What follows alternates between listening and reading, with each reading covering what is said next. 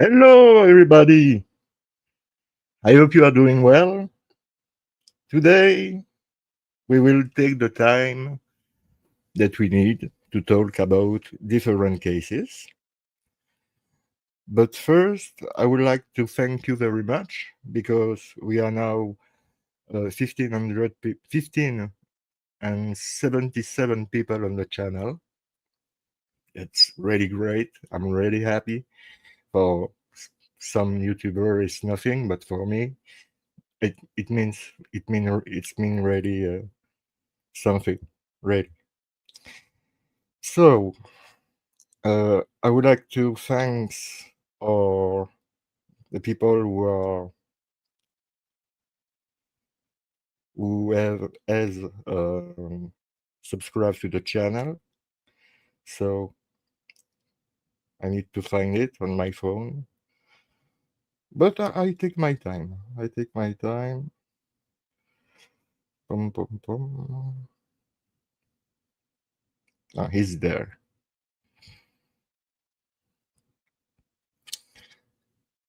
I would like to specially thanks Quentin Brown, member for 5 months.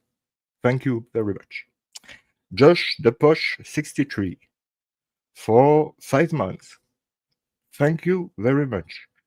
I don't recall. Cheryl for 4 months. Thank you very much. And Mr. Dion Walker for 3 months. Thank you very much, Dion. So thank you very much to you to subscribe for your subscribe to the channel. It's really nice from you. So today we are going to cover a lot of topics. We will start with the Zodiac Killer mystery. It's the episode 25. Imagine 25 episodes with an excellent panel of discussion and real nice people. We have doing that for I don't know 4 months, 5 months, maybe more. It was really excellent. And I'm going to tell you why there is no more this panel discussion. It's simply because it's difficult to have everybody at the same time.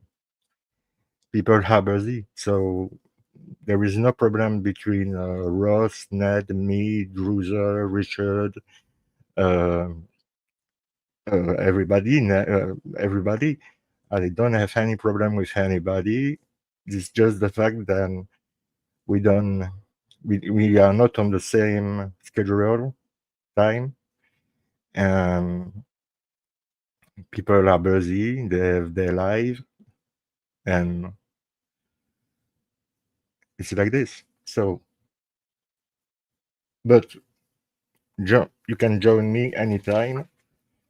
You just needs to ask me, and I'll be really happy to be joined by you to debate about the topics you want to debate or one of the debates I propose tonight. So thank you also for the 1,000 subscriber on Facebook and the 2,500 people on X, plus the people on Discord who are really, really nice. Everybody on Discord, you are doing a great job. Cheryl, Goria Train, Shake Dog Shake, Druser, Richard, Greenell. I recommend you to subscribe to uh, um, his YouTube, no, his web page. Excuse me. It's zodiaccipher.com. Really easy to remember. And I would like to talk to you about something later, about the phone call of the Zodiac on the 22 of October 1969 to Santa Rosa. I would like to talk to you about that because you will see. So, hello everybody in the chat. Hello Dark Side of the Moon. Hello Fire Pixie. Hello, Andrew. I hope, guys, you are doing well. I'm really happy to be here tonight with you and be back to, to doing the show.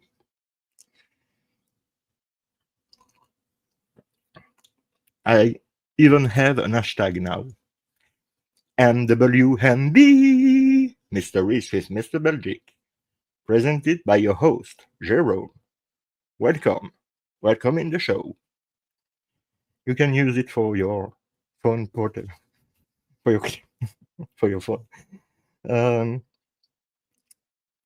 yeah, I would like to talk to you a little bit to start before talking about the Zodiac, to talking about our community, or the team. There is Ned, Ross, Vincent, Mike Morford, Drew Bison, all the people on Discord, and all those people who make those videos are really all incredible. I recommend you really hardly to subscribe to everybody's channel because they really deserve it. And I would like to talk to you also about the last crew, the ancient crew that I was in when I started the channel 8 years ago, to talking about making a murderer. The story of Stephen Avery, Brendan Dassey, Teresa Halbach. It's a documentary on Netflix. And this year is the 10th anniversary of the release of Making a Murderer. It's also the anniversary 22 years since Stephen has been released from prison and 20 years that he's been arrested and incarcerated. So that's a lot as anniversary. And there is the sad anniversary, the people we have lost during all this journey. I would like to talk to you about the great people who were great friends, and I hope they are somewhere in a better place where there is no war, no hunger. So I would like to make a shout out to Ziggy, Denise, Richard, Ricosi, B from the Food Play channel, Linda, and Jason Millbilly, Jason Matthew. Yeah, I'll miss you, guy. I'll miss you. But we need to stay positive. Absolutely. Um, we will start with, yeah, the Zodiac, like I said. So, where we are, is there new development, new fact, new stuff? No. Sorry, there is nothing new. But I can talk to you about two or three little things that you are maybe not aware of, but if you follow the case, um, the watch, and this information comes from BBOR, Ned YouTube channel, Black Box Online Radio. The watch of Arthur Allen had been stolen at the San Francisco Police Department. Yes, good move, good move. what to say. Yeah, and yeah, also talking to you about the the hair, the coming from the beer, they find um, under one of the stamp of one of the letters ending by the zodiac. So they find uh, air, beer, air. I I suppose that it's the good pronunciation, and they will make analysis, and we will see. So it's maybe something, and maybe again anything, but so except that there is nothing new in the Zodiac Killer mystery. Uh, yeah, to start, to really start the show of today, I would like to start with, because I have a list. I have a little list. I have a little list. No, it's not funny. Um,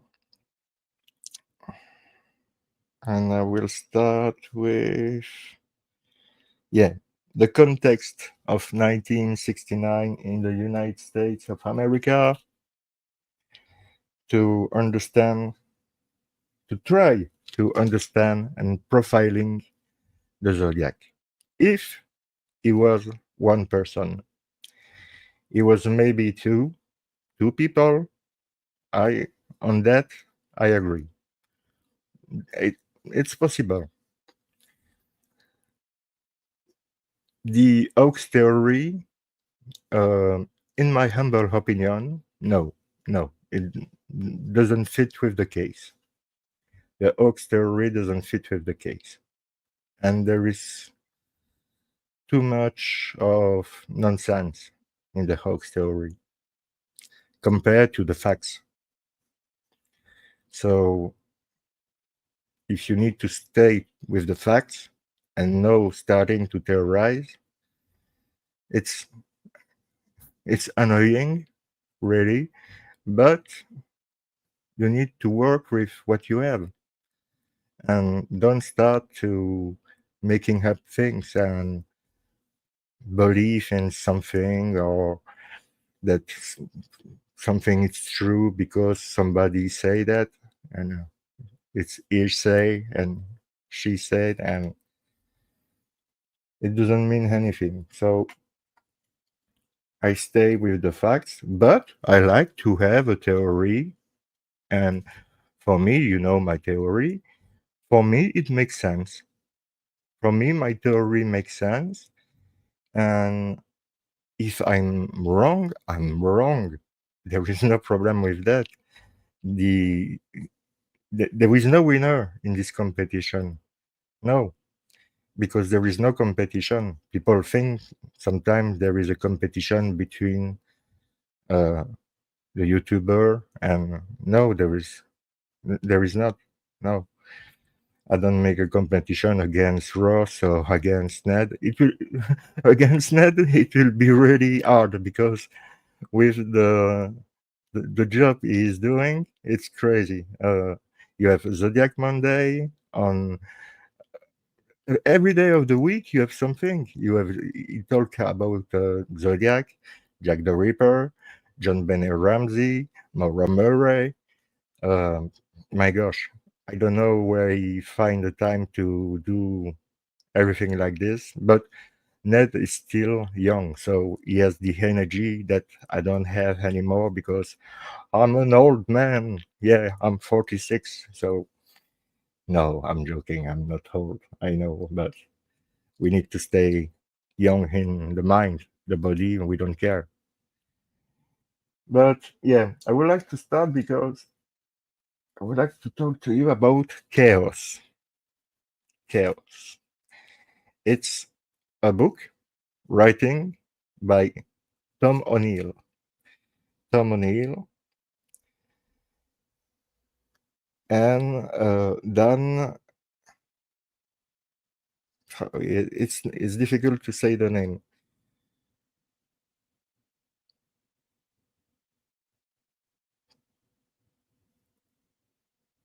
Pipenbring, Dan Pipenbring, and but it's Tom O'Neill, the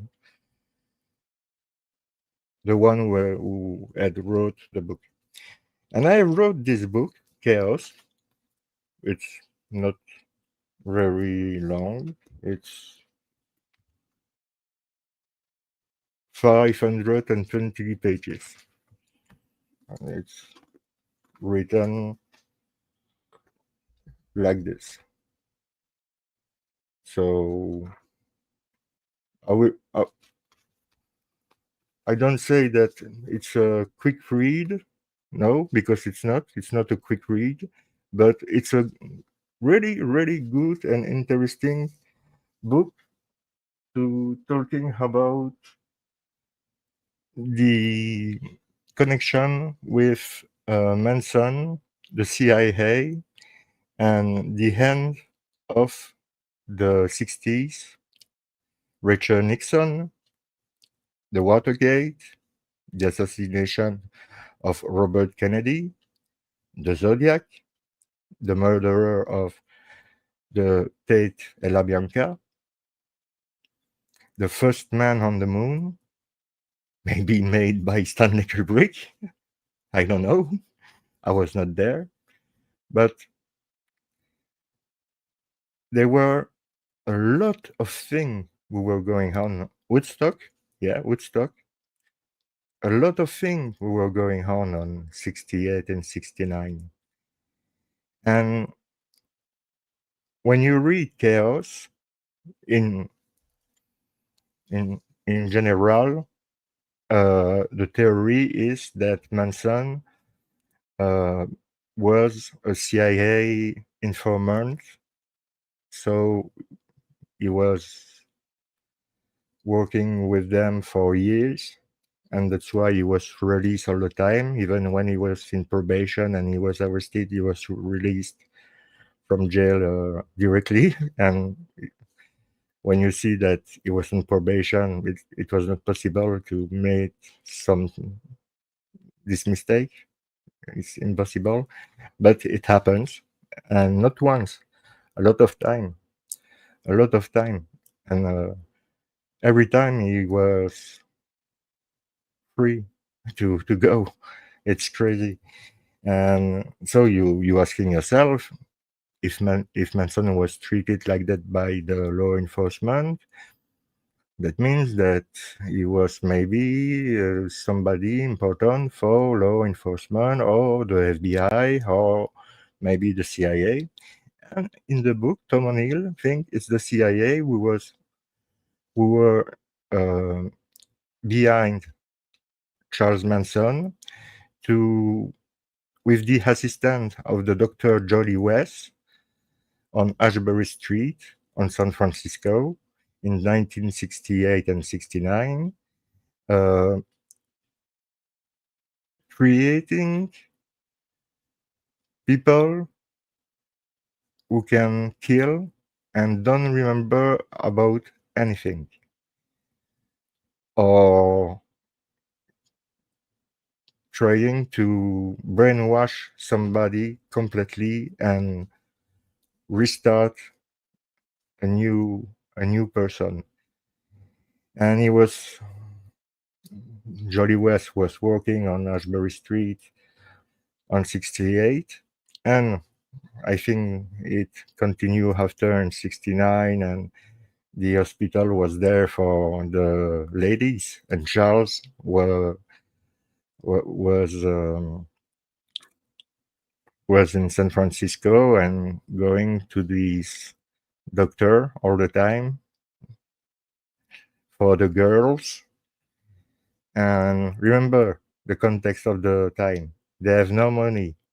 They need to steal in the garbage to eat. They have nothing, but they have the money to buy so much LSD Where come from this money to buy so much LSD to control so many people? If you don't have somebody behind you bigger than you think, you cannot, in the context of the time. And that's why there is something between and a relation between this event, the Manson murder, the CIA, and maybe the Zodiac Killer.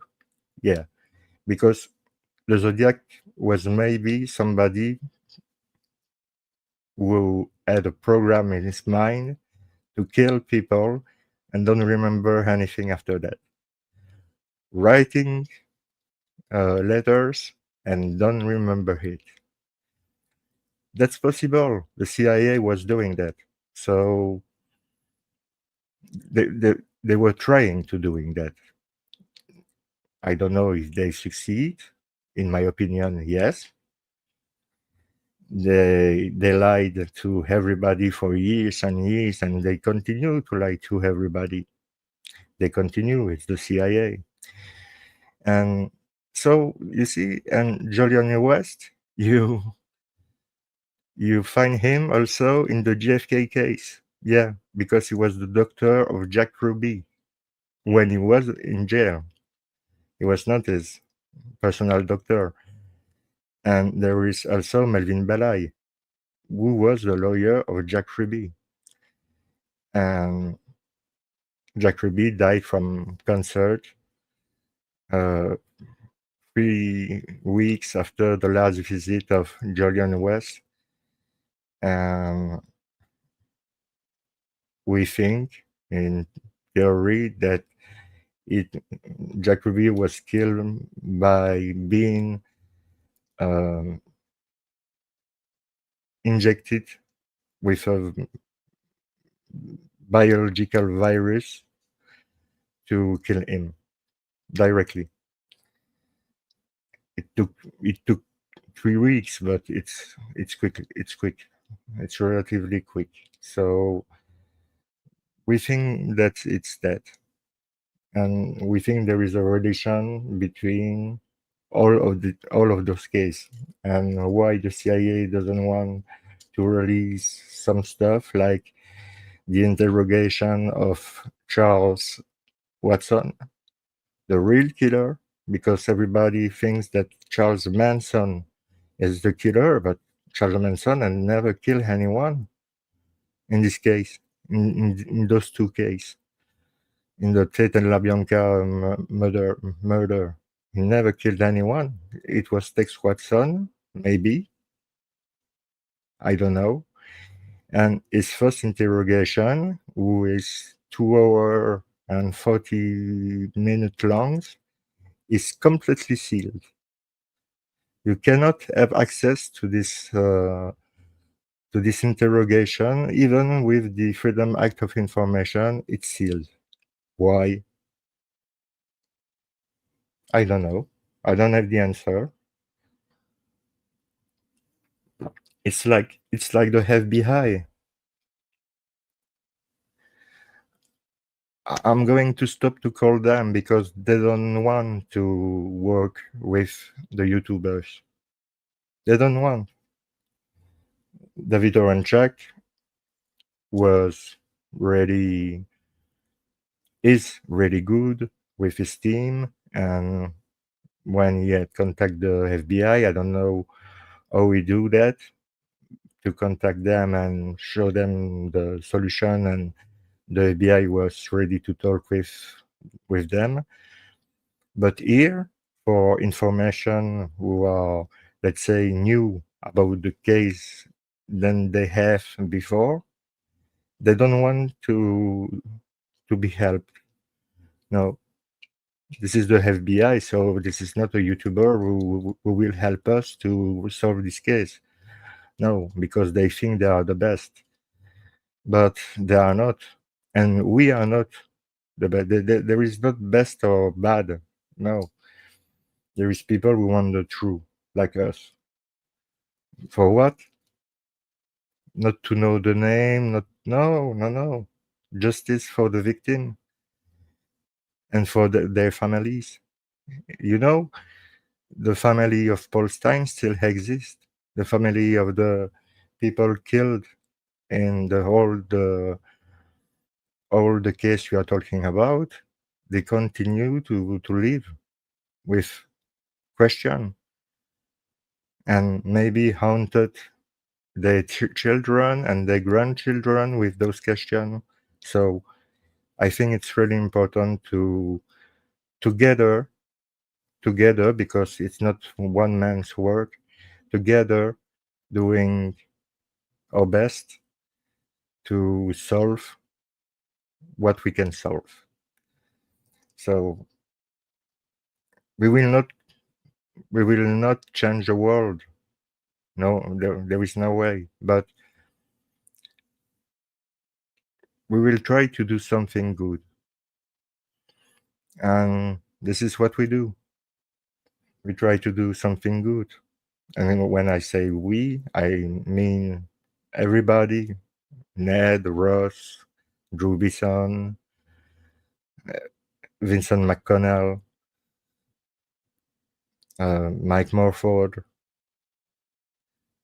um all the people on Discord, on the Discord server of the Zodiac Theory, uh, all the people who support the show for years now. It's it's really important, and I'm really I'm really glad that all those things happen because 5 years ago we have lost Harry Cozy, Richard McAdam.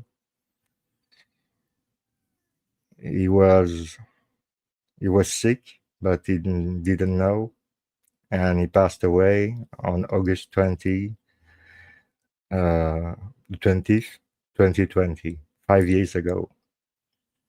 It's a sad anniversary because it was him who told me, "Hey, Jerome, why not to create a channel where you will talk about the case, no, the case of of Stephen Avery and Brendan Dassey, making a murderer, for the French community who will be interested by that." And I say, "Hey, Richard, I'm nobody. I'm a no one. I will not create a YouTube channel and be the host of a show. I don't have the quality for that." And he told me, "Just stay yourself. Don't try to act. Don't try to pretend that you are somebody else. The place is already taken. So stay yourself." So I stay myself. I stay true, and I do the show at my with my mood. I know that it's some people are not happy with this kind of mood. They want information really quickly because they are in the rush. I'm not in a rush. I'll take my time, and it's really important to take the time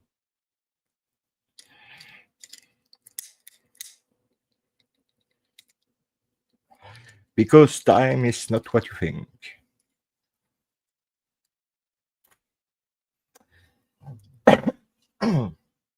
Excuse me, dear listener of WMB.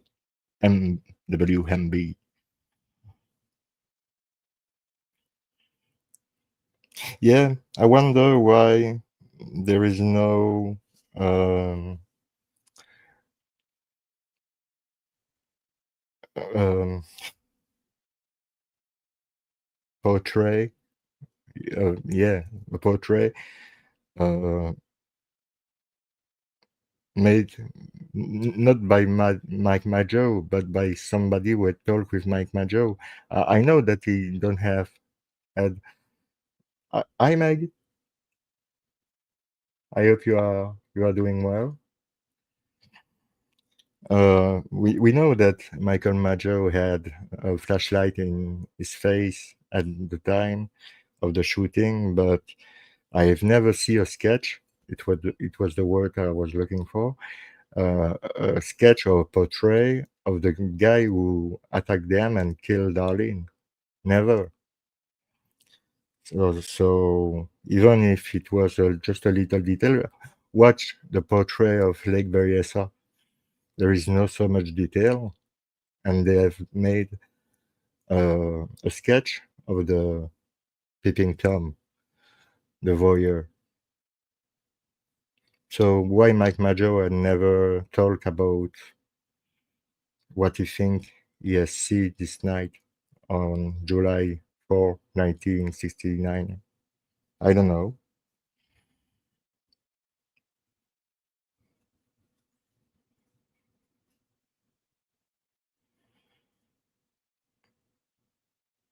And I was talking to you about all of this stuff to stay polite, but the CIA with the project MK Ultra was really, for them and for the Nixon administration, it was a big win to end the hippie movement. But when you see what they've done and when you see what people think, what what did happen at the time, and it's not true. It's sometimes it's scary. And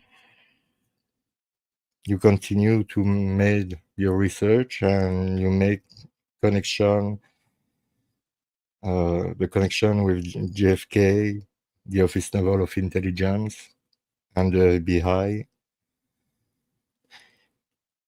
And yeah, there is so much. So today I have a guest, the dude himself. Yes, is here with us. How are you doing, my friend? I'm, I'm doing well, Jerome. I'm really doing well. I'm glad that you are doing well because you're a really nice guy. I know, I'm the dude. That's true. You, the dude. It was the dude. And the dude rules. Yeah. Yeah, the dude. I would like to say also thank you to Meg for all the work she's doing. It's incredible what you're doing, guys. I will never have the time or the energy to do that. It's it's completely crazy. So yeah, I think that everything starts with that. I think we all agree that Zodiac, everything starts with this book of Robert Graysmith. I'm going to showing you different book. It was the book in English, the French version, approximately the same, and the big one who reunites Zodiac and Zodiac Unmasked in French. It's a big one, but it's the Zodiac and the Zodiac revisited by Robert Graysmith, and it's nice to read. But in my humble opinion, again, I think he is not right, and I don't think Arthur Hallan is the Zodiac Killer. I think the idea was that people and police think that it was Arthur Hallan. But to be a criminal genius like that, and to be so dumb, sometimes about things who are completely crazy, it's it's nonsense. So, in my opinion, like I always say, maybe I'm wrong, maybe not. In my opinion, it's not Lee Allen. I think Ron Allen is not involved directly in the murder. I don't say that.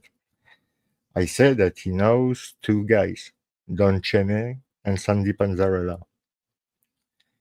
I just say that because they have lived together when they was younger. So yeah, they know all each other. And who point the finger on Arthur Lee Allen for the police? Don Cheney and Sandy Panzarella. So that's why I think it was them. Not just that. I have a lot of yeah. No, because oh yeah, he point the finger on Alan, so that means that is the killer. No, no, no. I have a lot of example for that, and for that you can buy the book of Mr. Drew Wilson, sitting in on the Zodiac Killer, who talk about his suspect Donald Lee Cheney, who is one of mine too, but for me, he was working with somebody else and have information from Ron Allen about his brother, Arthur Lee Allen. But maybe I'm wrong, and I don't care. Because for me, with my research, I start in 2001, my research about the Zodiac, because I see a documentary at the TV about the Zodiac in 2001. And it's the time, at this time, that I was really interested by this case. So the first thing I've made is go on YouTube to find the most information possible at the time. And at the time, it was the website of Tom Vogt who was giving a lot of information about the case. So for me, it was a gold mine, really.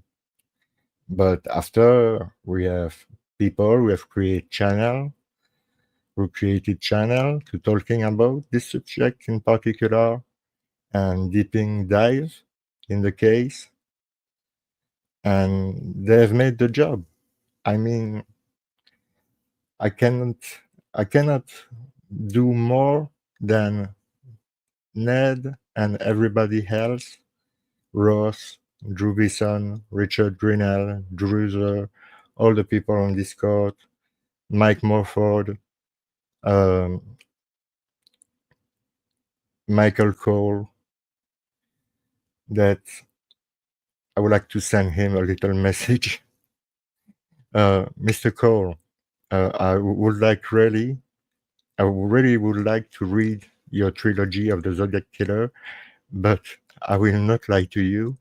It's your book in Belgium are really expensive. And I'm sorry, but I don't have the money to buy it now. So I propose you something. If you send me your trilogy book, your three book about the Zodiac, I I say to the public that the video are sponsored by you for during, I don't know, 3 months. Yeah, there is free books. So for 3 months, every episode is sponsored by Michael Cole. What do you think? It's a good deal. You send me your book and I do that for you. Yeah, we make a deal. If you want to write to me, it's easy. This is my email address. This is the Zodiac at gmail.com. It's easy to remember. I try to always be easy to remember. So, continue to talking about all of this.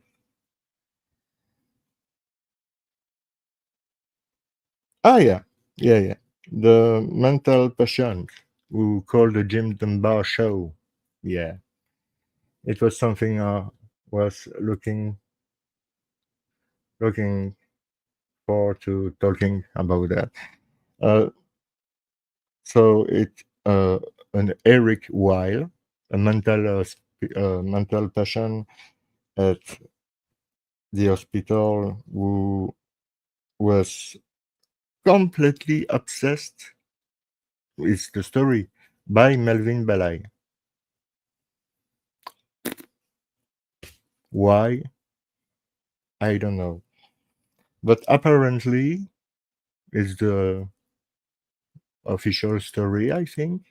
I don't know if it's really official, tampon with the FIB stuff, but yeah, this guy was Eric Weil, and he was the guy you can hear on the Jim Dunbar show talking to Melvin Belay. I wonder why there was never any investigation, a good investigation about him. Not just, say he has an, an alibi for the crime, so it's not him. No, no, no, no. Go deeper. Try to investigate on him, why he's so upset by Belay, etc., etc., because it could be, I just say, it could be an inspiration for Zodiac. Maybe he was a friend of Zodiac. Maybe it was his brother. I don't know. I don't know if Mr. Eric Roy had a brother or not, but maybe the Zodiac was him,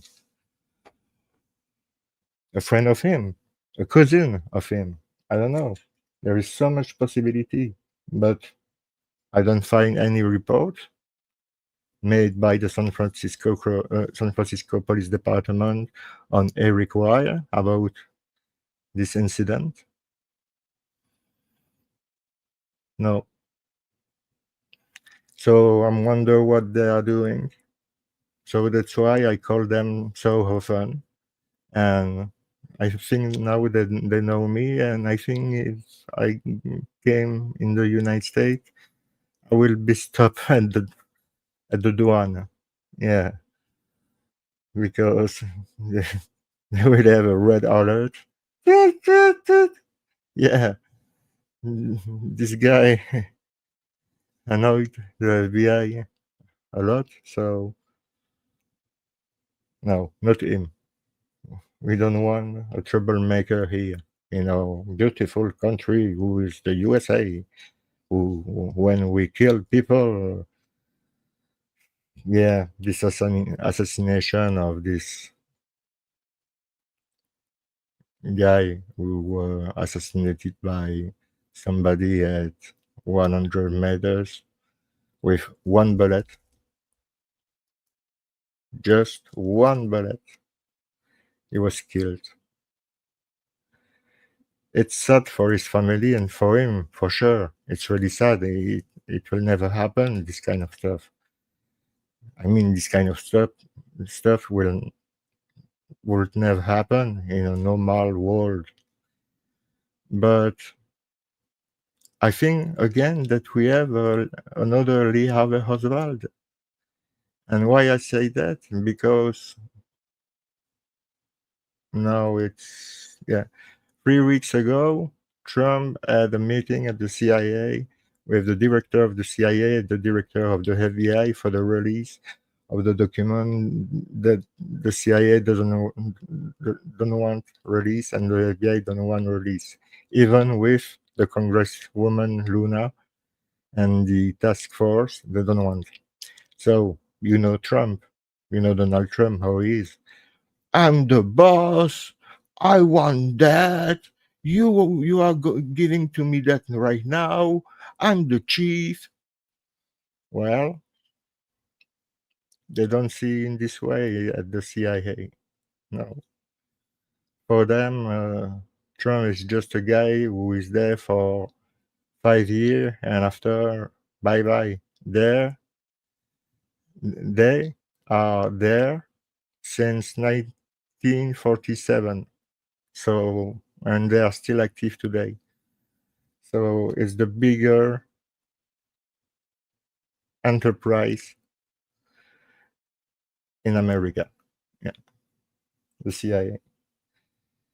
And I say enterprise because they make a lot of money with with the drug, the weapon, all of every, everything's who is really clean. Drug, guns, explosive, grenade, T4, tank, helicopter, missiles. Yeah, they made a lot of money to help people to kill other people. Yeah. So it's blood money. And every year the Congress vote allow for the money they will give to the CIA. So the Congress of the United States gave the money to the CIA to help to kill people. It's a reality since the creation of the CIA.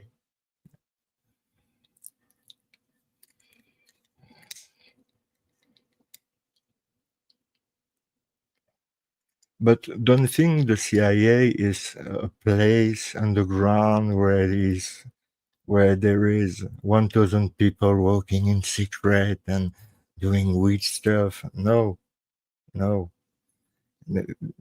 They have normal job at Langley. I don't talk about other posts or other places, but at Langley there is a lot of normal job. Let's say they are not all spy, not at all. Just a little bit who are spy. And sometimes you have people who have worked for the CIA and became whistleblower, and you learn things.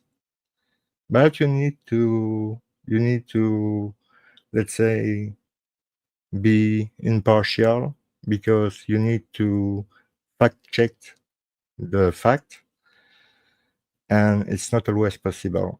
That's why you need to be careful with what you heard about things that you think you know, but indeed you don't know. It's a lie.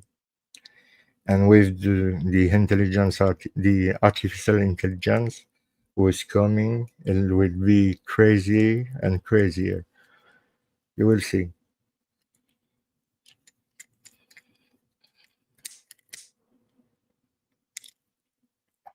In 2 years, I asked the artificial intelligence to make a show for me with my face, my voice, and I tell him to say what to say. He will do it. It will be crazy. Crazy. You will see. Oh, so yeah, two books about JFK. One for the fun, JFK from Jim Garrison. The Last Witness by William Raymond and Belly Solestis. The Last Witness. Le Dernier Témoin in French. Really good book. And read.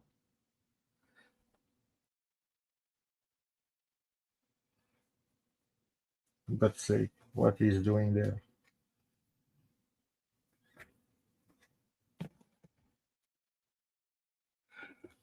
The Prayer Man by Stan Dane. Yeah. You see the guy here?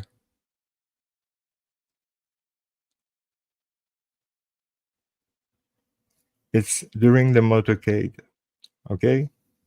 And Stan Dane and other people who are really knowledgeable on the subject thinks that it's Lee Harvey Oswald himself. Yeah, it was taken during the parade, so they asked the task force with Representative Luna to have access to the film, who was conserved by the BBC or or ABC or CBN or CBS. I don't remember exactly what one is the right, but they've asked to have the original copy of this movie to with the help of the artificial intelligence and the new technology to make a better resolution for this picture who is very blurry, to try to have a face. And if it's Lee Oswald, it's a bombshell because you cannot have Oswald here less than 15 seconds after the shooting. There is no way. There is absolutely no way. So, and I don't think Lee Oswald is involved in the JFK assassination, period.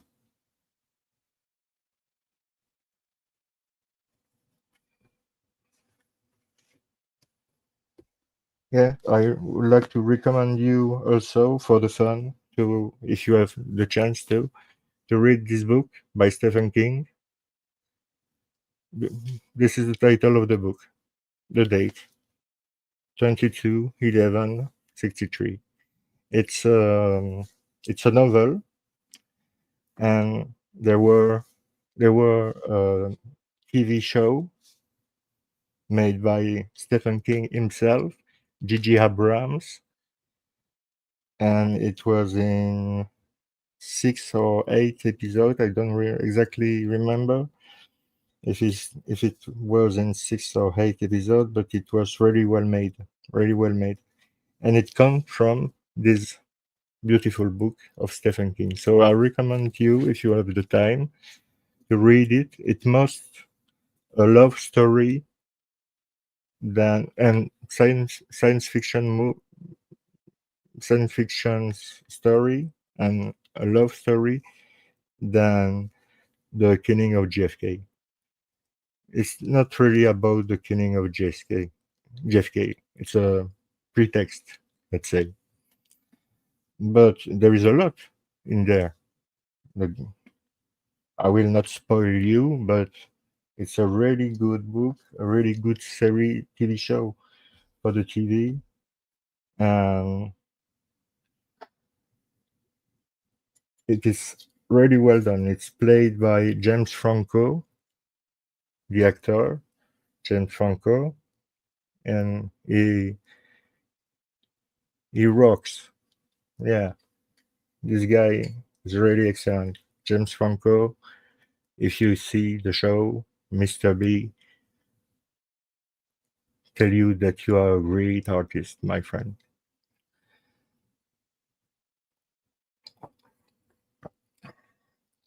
And yeah, I would like also to talk to you just a little bit about Maury Terry, who write in Party the Ultimate Evil about David Berkowitz, the son of Sam. In in his theory is that David Berkowitz was part of a cult, satanic cult, and they were killing um, together and filming the murder. Yeah, it was his theory, and David Berkowitz was involved, but others were involved too. He was wrong. It was all the time David Berkowitz, who were really inspired by the Zodiac, because killing people in their car with a gun, it's Zodiac. But he was wrong. And it's sad because Mauritari was really passionate by this story in specific, and he paid the price with his health and his family because he had a lot of issue with his wife because of this this his research on the subject. He was on something. That's true. That's true. He was on something, and he was. I think he was too much passionate, so he was ready to even accepting lies sometimes. When you arrive at this point, write a book. No, it's a joke. But yeah, no, no. Sadly, it was not him, but he paid the price of his research, and for that, I say that Mauritari was a great journalist. He was wrong, but he was a great journalist. Like Paul Avery was a great journalist, but he was drinking too much, and he was sick too. So, so yeah. Now, after continuing to talking about serial killer and everybody else, I would like to talk to you a little bit about Making a Murderer and The Wrecking Crew by John Farrak and The Innocent Killer by Michael Grisback. This is two good books, and for me, the best, Illusion of Justice by Jerry Buting. Jerome F. Buting. What a beautiful name, Jerome. Isn't it? It's really a great book. You learn a lot about the justice system when you read it. Because me, I live in Belgium, I don't know shit about the justice system in America. And with this book of Jerome Buting, you learn a lot of stuff and you learn about the case also. You learn also about his life. By the way, we are doing an interview here with Ned and with Jerome Buting. It's here on this channel. You can watch it because it's really interesting. Jerome Buting is somebody who is really interesting, not just because he was the lawyer of Stephen Avery. No, no, no. The person himself itself is really interesting. And this guy is really nice and really a good sense of humor, and he don't have a big head, and he don't believe that wow, I'm the best and blah blah blah. And no, no, he's really simple. He stay humble, and I know that a lot of people like Steve, for example, Stephen Harry, are pissed off against Jerry Buting and Dean Strang because they don't have made the job. Because if they have made the job with all the information they don't have access at the time, I think that Stephen Harry will never go in jail, in prison for that, because it will always stay a reasonable doubt in the mind of the juror. It's impossible to arrive to a guilty verdict for Brendan. For Brendan, there is only the false confession with Wigert and Fassbender. There is nothing else. Not a fiber, not a DNA, no fingerprint, no proof that what he said. He's been convicted for rape.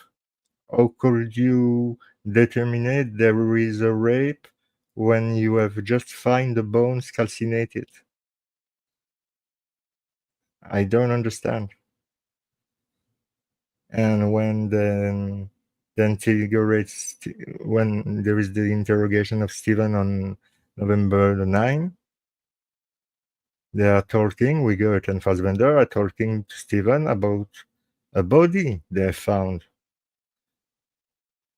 And not just one, I think 7, 8, or 9 times they are talking about a body they found. Hey, Stephen, we have your DNA on her body. You have your blood on her body. How do you explain that her body was there? How do you explain that and that about her body?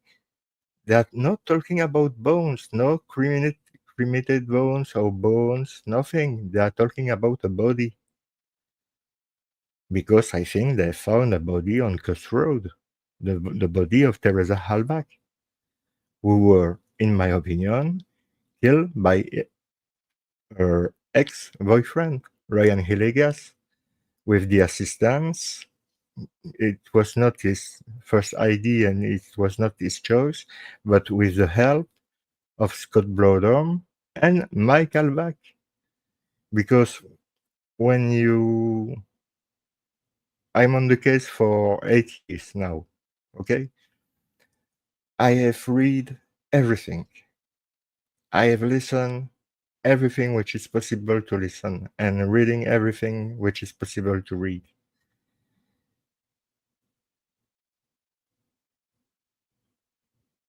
I think it's the truth. I think it's the truth. I think that Teresa was killed by Ryan Hillegas, and after he's been assisted by Michael Bach and Scott Blodorm for the cover up or the made up for Stephen, because remember the the trial against the state, the lawsuit against the state. Remember the date. Remember that the November 10th was supposed to be the the recording of the video of one of the guy who was involved in the lawsuit. 5 days later, Kotsurek, yeah, Donny Spiegel on the 10th, and Sheriff Kotsurek on the 15th. And Stephen is arrested on the 9th of November. You kidding me? Are you kidding me? And it's just the beginning. And I don't talk about making a murderer because I would like to be fair and say that there is good stuff in making a murderer, but there is not everything. And because it's not possible in 10 episodes to put everything, it's impossible. You need to do a series of 13 episodes. No, it's and again, I don't know if it's also if it's enough. Um, yeah, yeah. It's completely crazy that we are still on the same point. Steven is still in prison. Brandon is still in prison, and the real killer is still out there living his life.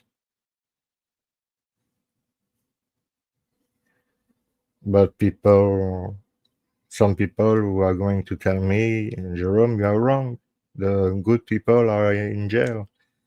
But those people that they have read everything who was possible to read and listen everything who was possible to hear for 8 years. 8 years, almost every day, working on the subject, almost every day, and be wrong about that? I don't think so. But if I'm wrong, I'm wrong. If Steven is guilty, I'm a dumb ass. Yeah, yeah. Because I don't want to protect any killer. I hate killer. I hate the Zodiac Killer. I hate Jack the Ripper. I have no obsession for the serial killer. I hate Jeffrey Dahmer. I hate BTK, the son of Sam Berkowitz. They are whole shit, those guys. I have absolutely zero respect for those guys. No, no, no. I have no respect for people who kill like that for no reason, innocent people. No way, no way. And I don't care who you are. You are somebody. It's a fact. I don't care. I don't know your name, Zodiac. I think you are dead now, but I don't know your name. But I know that you are a human being. Yeah, and not the best one. I swear, if the heaven and hell exist, you will burn in hell for the eternity if you are Catholic. If you are not, maybe you think you will have slave in paradise? Slave in paradise. I think that stuff was a ruse. Yeah, I think the cipher was a ruse. Yeah, to look like intelligent, better than everybody else. I think the Zodiac has an ego, but so big, so big. My God. And in the same times, I think this guy was a loner. So you see, I don't stay on my theory. I try to think about him and what kind of human being he could be. He could be,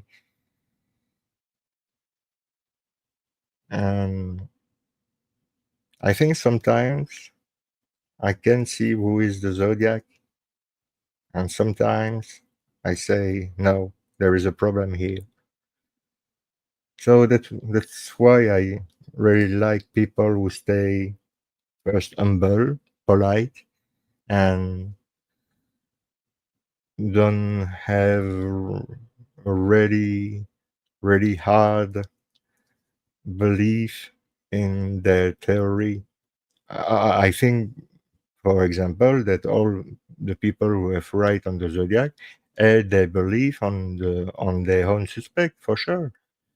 Like me, if I write a book, I'm going to write a book about Panzarella, Chene, and Ron Hallen and explain everything I think is right and putting everything in the context and it fits. So, but did I will write a book about that? No, no, no, because I'm maybe wrong. And writing a book for what? To making money? No, no. It will be great. Like this, I will be able to buy the books of Michael Cole, the trilogy, because I would like to read it, but it's really expensive here in Belgium. So I cannot buy the trilogy. So Michael, like I say early, if you want to do a deal, you send me a book and I consider that you promote this show for 3 months. Deal? Why not? Hmm, Jesus. And I say Jesus because I was listening stuff about religion, new theory, old Greek, and old green, old green, old Greek who sent me. Uh, it was a surprise for me to the Z13. Yeah, you know why? It's weird. I didn't know.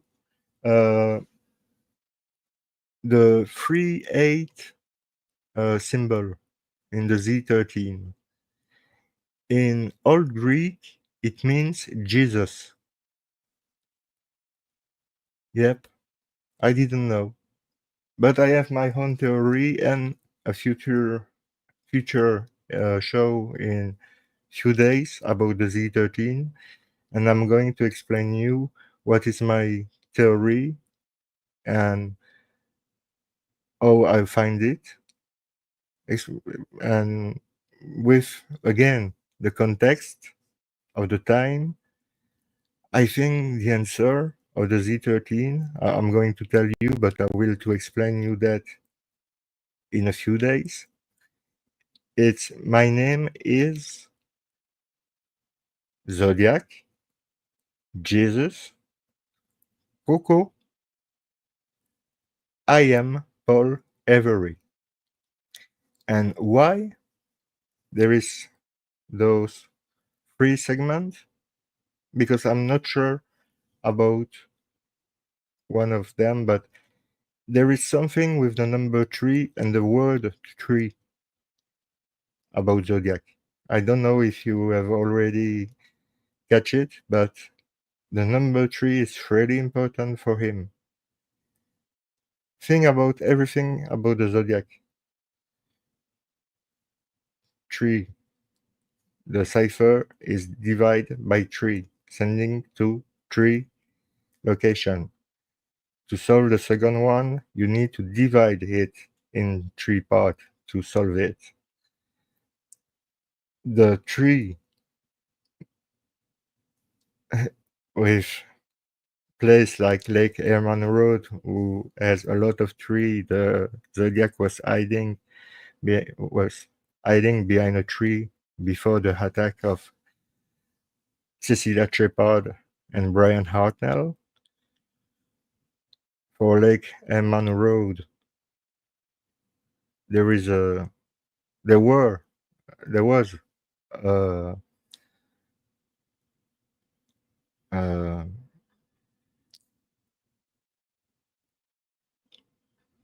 let me the time to find the word. It's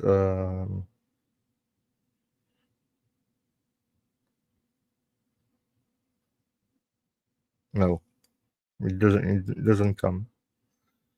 So yeah, but I think there is something with the number three and the word tree. The crime on Washington Street and a cherry tree, and on maple is a tree. It's a tree. I think there is something with the tree and the Z13. There is three answer because at the same time the Zodiac was asking to have his button, the nice Zodiac button, and he was not happy to see that people was not wearing his button. But Paul Avery had his button. I'm not Paul Avery.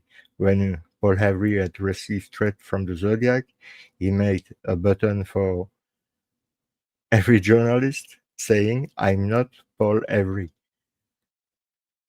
And I think the answer to my name is I am Paul Avery. And also Jesus, and Coco. And I will show you why soon, really soon. I think it's in 4 or 5 days. I don't know. I don't remember everything. This is programmed, so I don't remember all the date right now. But I know there is 4 or 5 show preview for the month of September, October, November, December. Oh yeah, yeah. It's my comeback today. Yeah, yeah. It's my first show since a lot of time. A lot of time. It's true. That's true.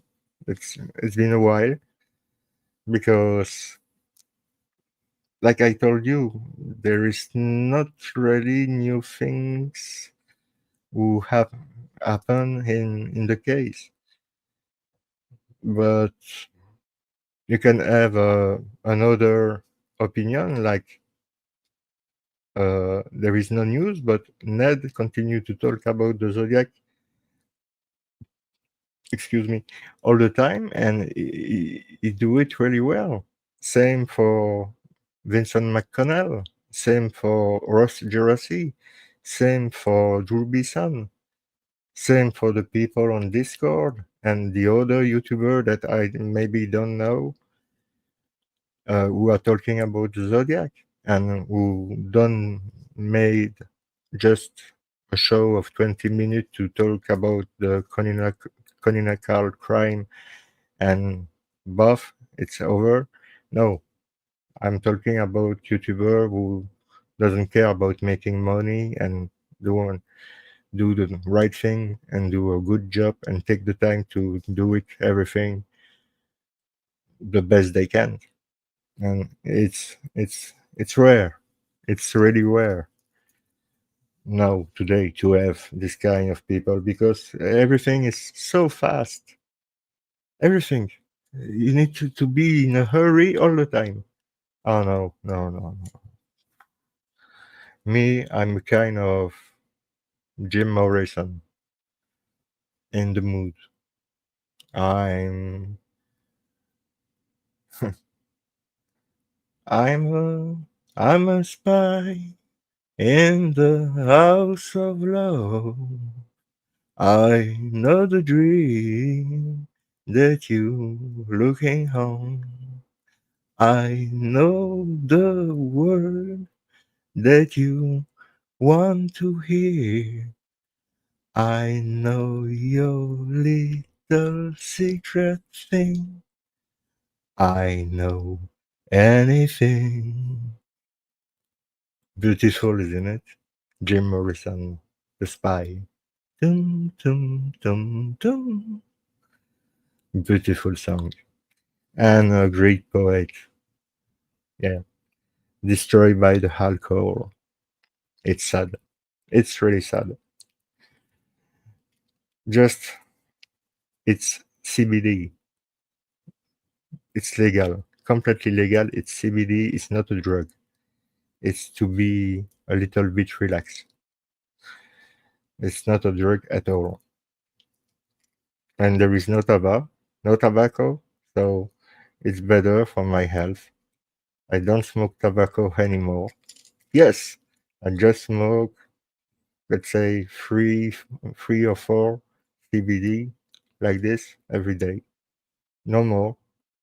Yeah, five. Let's say five. Four. No, no, four. Yeah, four.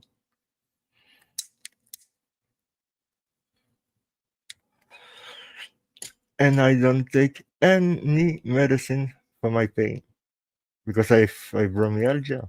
You know. Yeah, since 2006. Ah, uh, yes, I had to live with this pain all the time. And I don't comply. It's just a fact. I have this shit since 2006, and this syndrome fucked my life. Yep. But I'm not here to cry. No way. Hey, guy, come on. It's Mr. B. Mr. B is already happy to be here. And it's true. I'm happy to be back. Really happy to be back. At my right, man. At my right, with my right, yeah, which is mine, which is okay for some and don't okay for others. But if you don't like me, there is no problem. Don't watch. Because there is people who write me horrible stuff, and they can, yeah. That's their right to write to me horrible stuff if they want to. But I think it's a waste of time because first I don't read it, and secondly I don't care. I care only about interesting things and facts. If you attack me personally, I don't care. It's not about me. So you lose. Yeah, you lose your time. And I say that for all the haters right there. Guy, you lose your time. Oh, yeah. And life is short sometimes. So stop your computer, stop to watch the show, and go outside and live your life. Believe me, it's the best. But in the same times, it's a paradox. I do a show on internet because it's the only way I have find to communicate with you guys. This is the only way I find. So that's what I do. So we have talking about a lot of books today. I recommend all the books that I have talked about. Uh, Also, good books that you can find. It's audiobook from Mr. Ned Hahn, Black Box Online Radio. The books he wrote, the novel he wrote about, inspired by the Zodiac story. Let's be clear on that. Uh, but it's novel. They are free on Black Box Online Radio on uh, audio, and it's available on Spotify and other platforms. So don't hesitate for to be relaxed. Listen this story, this five story that Ned had wrote. It's for sleeping, for example. It's excellent. I do that for sleeping. I listen Ned. Yeah, and I fall asleep. Not directly. I listen and I'm captivated by his style, by his way to be, by his way to say the word. The English he used is really excellent. I understand everything about what he said. Everything. And I'm better to understanding than talking. I'm not so good to talking. I'm better than before. Yeah, I'm better. I'm better. That's true. But I'm not worse. It's a good thing. I'm not worse than before, but yeah, I think my level in English at growing up those last years, and it's great. Yeah. So now I would like to know a lot of things. For example, I would like to know and ask Miss Kathleen Zellner. Miss Zellner, what's going on with Steve? What will be your next move? Because in my opinion, if you stay on Bobby, who maybe at push a car, yeah, so what? It doesn't mean anything. And how to be sure that it was the RAV4? Because Thomas Solinsky say it? No, no, it's not. It's not a fact. It's an he say. That's why you lose. And you lose your time. But worst, you lose Steven's time. Because remember, it's been 40 years now that he incomplete that he passed in prison. 18 years for the first conviction. The wrongful conviction is been cleared after 18 years. He's been released on November the 9th, 2003 and arrested on October 9, 2005 for the murder of Teresa Mary Albach and spent again now 20 years 20 years in prison for something he didn't do. Neither Brendan. Neither Brendan. I am with both guys. I am with the guys. I stay with the guys. I will never give up. I will never give up. Except if someone could prove me beyond any reasonable doubt that I'm wrong. If somebody is capable to doing that, that after his explanation, I have no more doubt in my mind that Stephen and Brendan, or Stephen just by himself, or Brendan just by himself, or both together are the killer, I will never give up. Never. Because they are innocent. Yeah. And this is not because 12 people was wrong that somebody is guilty. No.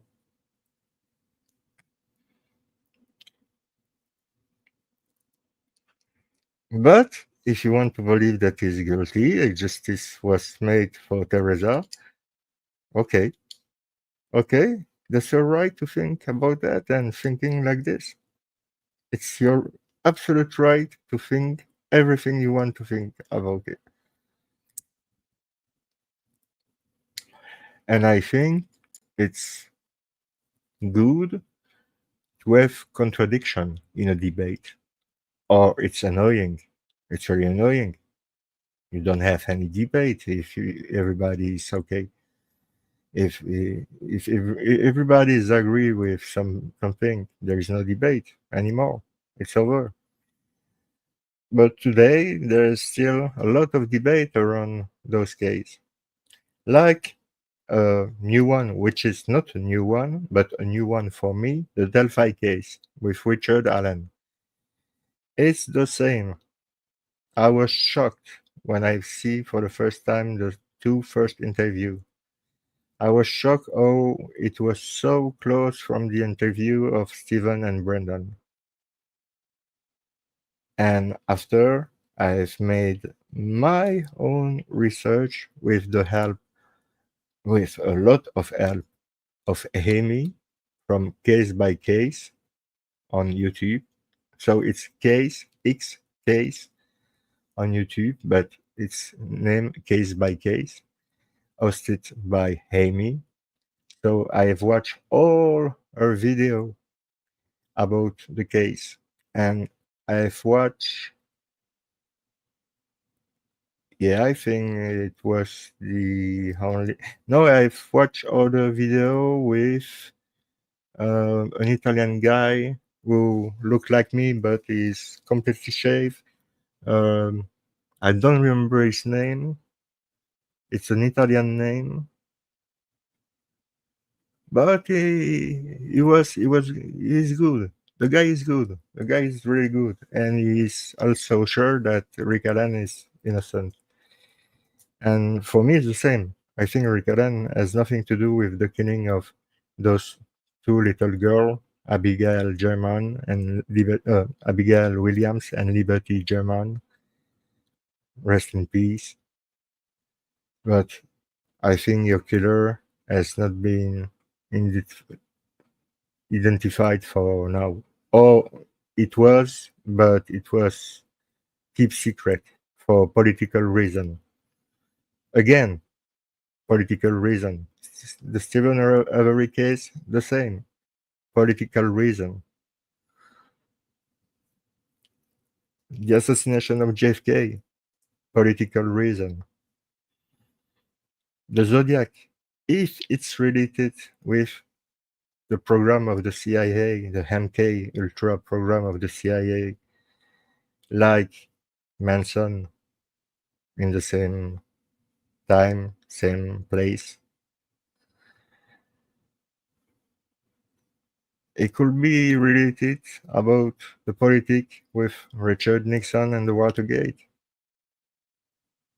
Yeah, it could be long to explain you to everything about that because you need to talk about JFK, Nixon, the Watergate, the assassination, the cover-up of the assassination, the new document will be released, by the way, the document who they have released at the National Archive.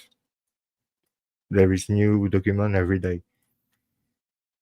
But for now, there is nothing new that I ever know that I already knew in the case.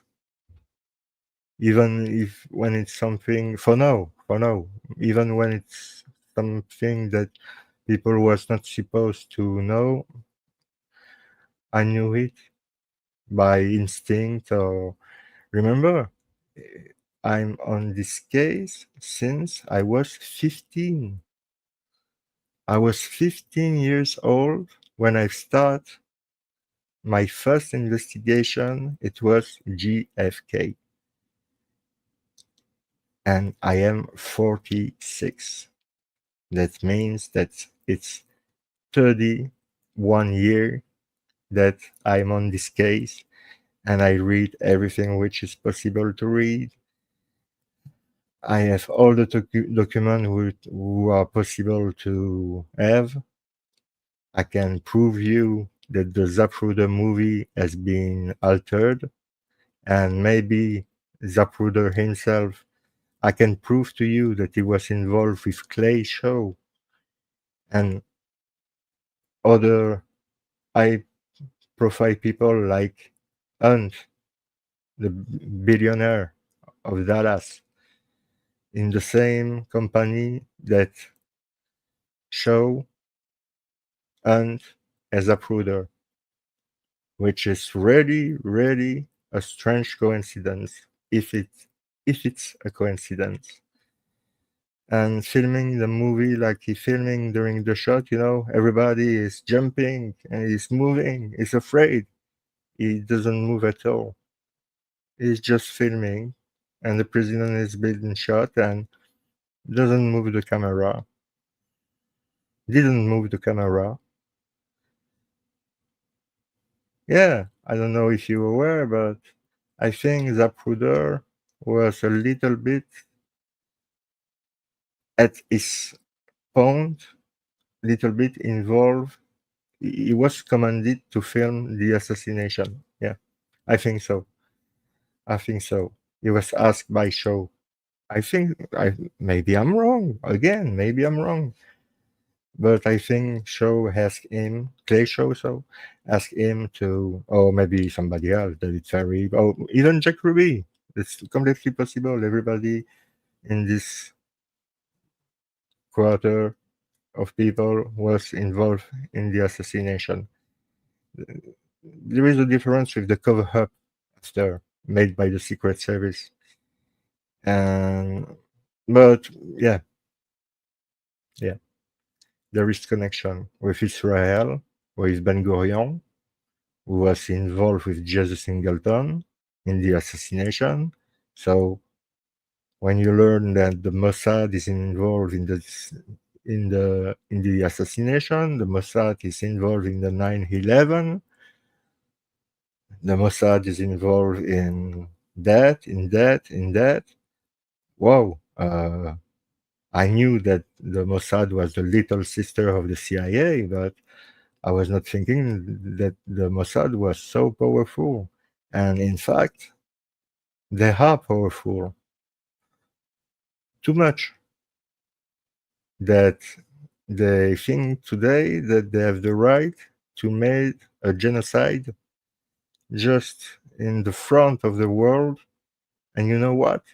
Nobody is moving. Nobody move. There is 2.5 million of people in Palestine who are waiting for water, for a little bit of bread to eat, something to eat. They need medicines, they need water. The Israeli government blocked everything. And the stuff are there on the other side of the border, but the Palestinian people cannot have access to the water, the medicine, and the food. No, no, no. So they are dying. Yeah, slowly, but they are dying. I call that a genocide. I don't know how you call that. I have listened somebody who call that it's a response for the attack of October 7. A response? Wow! There is already 100,000 Palestinians killed in this response? No, it's a genocide. Remember, the story repeats itself. Remember Hitler. Hitler and Netanyahu are the same. They are both right wing. Yeah, it's real because he's Jew. So, he- but they are both on the right wing, on the extreme right wing, different right wing. Okay, there is the Nazi and the Netanyahu government who is like the Nazi, but they don't hate the same people. Let's say that like this. The Nazi was doesn't like the Jew, people like me, people who had a handicap, gay people, uh, people who are not white, blonde with blue eyes. They were not good for the project of Hitler and his Germany for 1,000 years. Hey, Mr. Ross Gerasi from Planet Extreme Works is driving to the Canelo fight. Yo.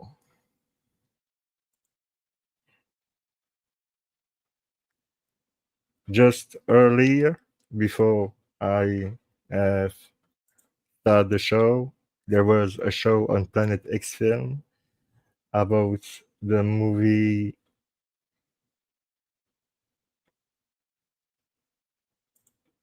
Toxic. It was Ross. It was Toxic Avenger, right?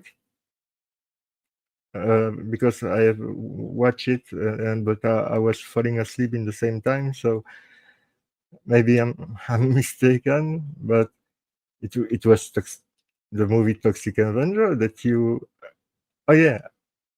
Oh yeah. Oh sorry. Yeah. It was not Toxic Avenger. It was Avenging Force. Yeah, and he was talking about the movie with Mosh Shinobi, who had also his own YouTube channel. Then you can subscribe. I'm sure that you can find everything about Mosh on Planet X Filmworks of Ross, the link of his website and everything. I have subscribed to his channel too, but don't forget to subscribe to Planet X Filmworks. Excellent YouTube channel who talk about a lot about movie, but also about true crime. And when it's made with Ross, it's already nice because Ross is really a nice guy. It's really nice, really, really nice, really humble, really true. He stay true like me. And yeah, peace, my brother, peace, but really, and take care about you. It's the most important. It's really the most important. You need to take care about you and doing what you think is the best for you. Everything else, it's BS. We don't care. We are not here for making money. We are here for the truth. And trying to stay funny because it's not always pleasant to talk about the case we are talking about. No, because there are dead people. And don't tell me that it's pleasant to talking about dead people. No, it's it's not pleasant. So you need to stay positive. So we try to be funny sometimes. That's what I try to do most of the time, to try to be funny, but staying humble and respectful for the victim and the victim family, for sure, or it doesn't make sense. And I'm drinking Dr. Pepper. who for now is sponsored by the dude. Hello, the dude. How are you doing? Oh, I'm doing really well, Jerome. And you, how are you doing, man? I'm fine. I live in Belgium and it's raining. And what about you? Raining? In my country, it never rains. Now, in California, you never have rain because it's the most beautiful place on earth. You have 360 days of sun.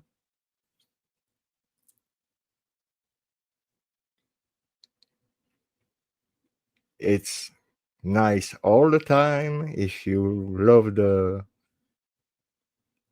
sea, there is the sea.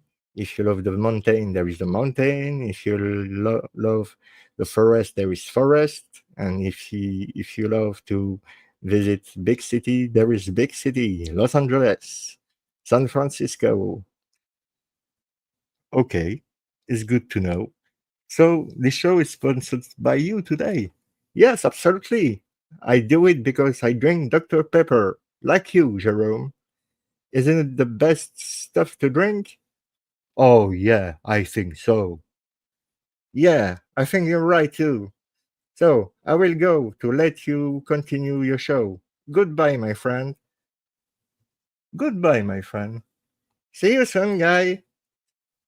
See you soon, the dude. It was the dude. Yeah.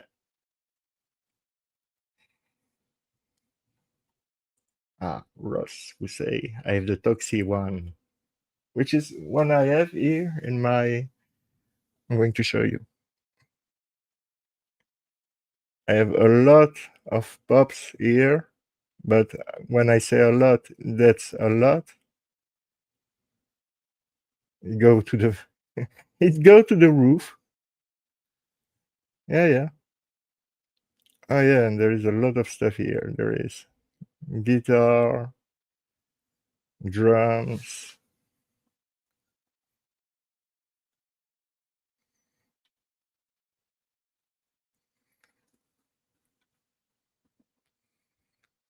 Like you see my studio.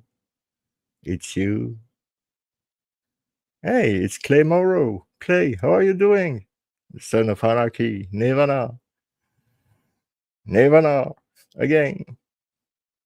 And Mr. B. Jerome for the ladies. But if you are Salma Hayek, you can call me when you want. Ah, Salma Hayek. I don't know if you have seen her recently. She is 60. She's 60. Wow. The woman. My God. There is a short here on my YouTube channel with her for a calendar. Whoa! It's it's absolutely amazing. She's really beautiful. She's, in my opinion, the most beautiful woman on this planet. Yeah. So if you are Salma Hayek, you can call me when you want. When you want. But it will never happen. I have more chance to have Steven on phone. It's not the same. Steven and Salma Hayek, it's two different gender. No, yeah, it's for sure two different gender, but two different style. Yeah, yeah. But it's nice to talking with Steven when he had the time to call me. By the way, for now he's doing well. He tried to stay healthy, so he tried to eat well and making sport. Yeah, that's everything he can do for now. And me, like I say, I would like to know more about what Kathleen Zellner is doing because she stay with Bobby, she will lose all the time. And about Brendan, Mr. Drizen, Mrs. Snyrider. What are you doing for Brendan right now if you are still an is lawyer? Because I don't see anything. Is anyone is doing something for Richard Allen? For Ashley Garth or Garth? Garth. Ashley Garth. I think it's the right pronunciation. It's another case about woman, a woman who was wrongfully convicted for a crime she didn't did, she didn't do. Oh, yeah, yeah, I'm tired. That's true because it is raining all the time for now, and it's painful with my fibromyalgia, and the pain is gave you this feeling of to be slappy all the time. You want to stay all the time in your bed, but if you do that, you don't have life anymore. So you need to do your best to wake up every day and doing what you do. I try my best to doing what I do. That's what I do for you. I hope you are enjoying the show, really. So, reviewing that about the Zodiac. Yeah, the watch of Arthur Lee Allen has been stolen. Information coming from Black Box Online Radio, from Ned, the Han. Um, they found they find a red air coming apparently from a beer behind a stamp sending on a letter coming from the Zodiac. Apparently, it's a red air. So, black people was talking about him being maybe English. Oh, Dark Side. Thank you very much, Dark Side, to being have been with us tonight. Have a good night too, and take care too. And thank you very much for your constant support. Because thank you very much and good night. Because you see, that Dark Side is not agree with me anymore. No, she thinks that Steven is guilty and Brandon too, and this is not why we have stopped to talk. At the beginning, she was a believer. No, she doesn't believe anymore. It doesn't change anything for me because it's not about me or her. It's about something more higher than us. And I'm talking about justice, real justice, which is rare in this world when you see how the world is going on. So I think we are doing the right thing, being agree or not agree. I think everybody is right in a way, yeah, because it creates debates and people can give their theory or impression or on different media. I recommend you also to subscribe to New Oaks channel, the channel of Vincent McDonnell and Rena McDonnell. Um, excellent channel also. It's really simple. Vincent is somebody really simple who made simple video with his stuff. He has a thought about the Zodiac. He takes his phone, he's working, and he's making a video and talking with you about his ID. Sometimes it's better. He's sitting and he's talking, but he had his own style too, like everybody else. Ross had his own style, Ned too, Drew Bison too. Um, I mean, everybody had a different style. I have a different style myself. So yeah, but it make me smile when I see a video of Vincent because sometimes he's really funny, but really really funny. He will be good in comedy, I think so.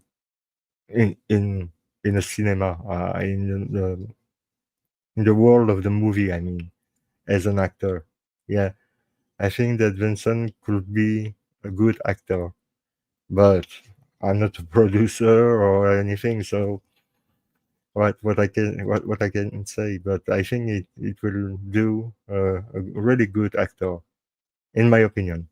But who I am to say that I'm nobody. So yeah, we're talking about the Son of Sam, about the theory of Maury, who was also really passionate by his work. He was a great journalist, even if he was wrong. He was really passionate by his job. It was a real passion, and he paid of his life, sadly. Uh, we've talked about the Stephen King novel, 22, 1163 by Stephen King. And if you want to see it on video, it's with James Franco, made by Gigi Abrams and Stephen King himself. Mr. King, you are king. And you shall not pass. I think some people will understand that. Not everybody, but some some will say, "Hey, he became crazy," and so some other will smile or laugh about that. But where shall not pass? The Monty Python reference. So, yeah, we're talking about the book of Jim Garrison, JFK, The Last Witness by Billy Solestis. Um,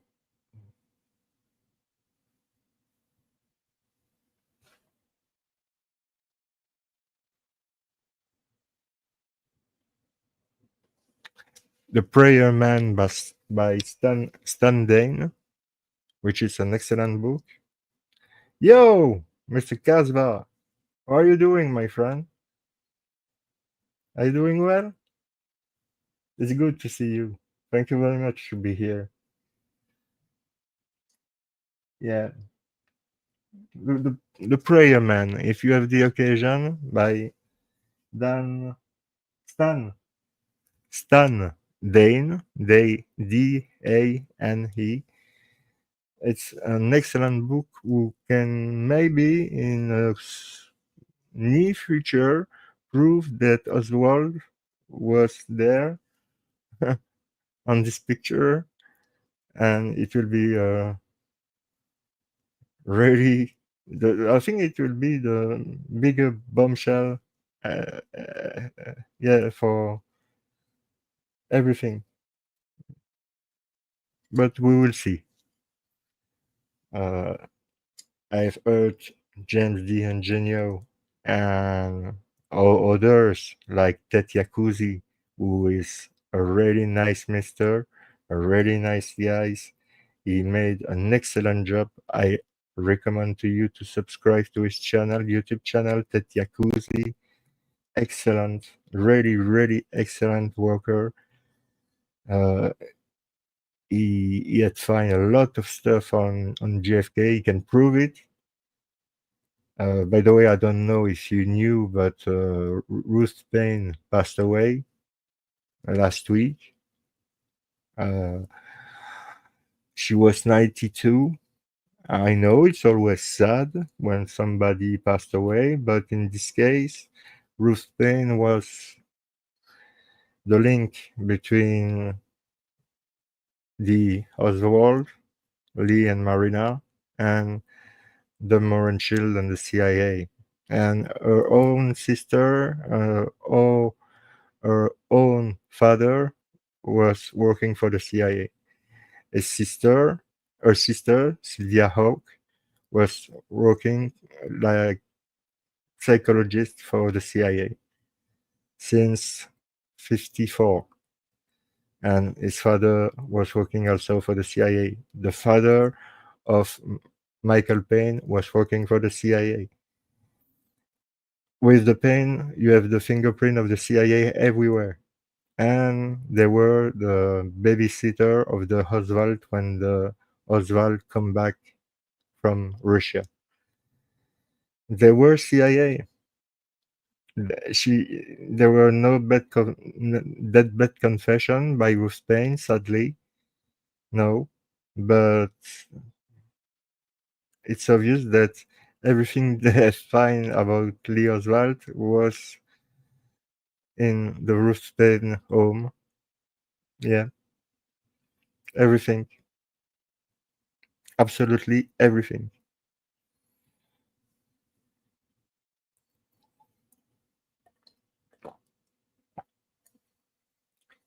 But for all those years, she always have say the same story.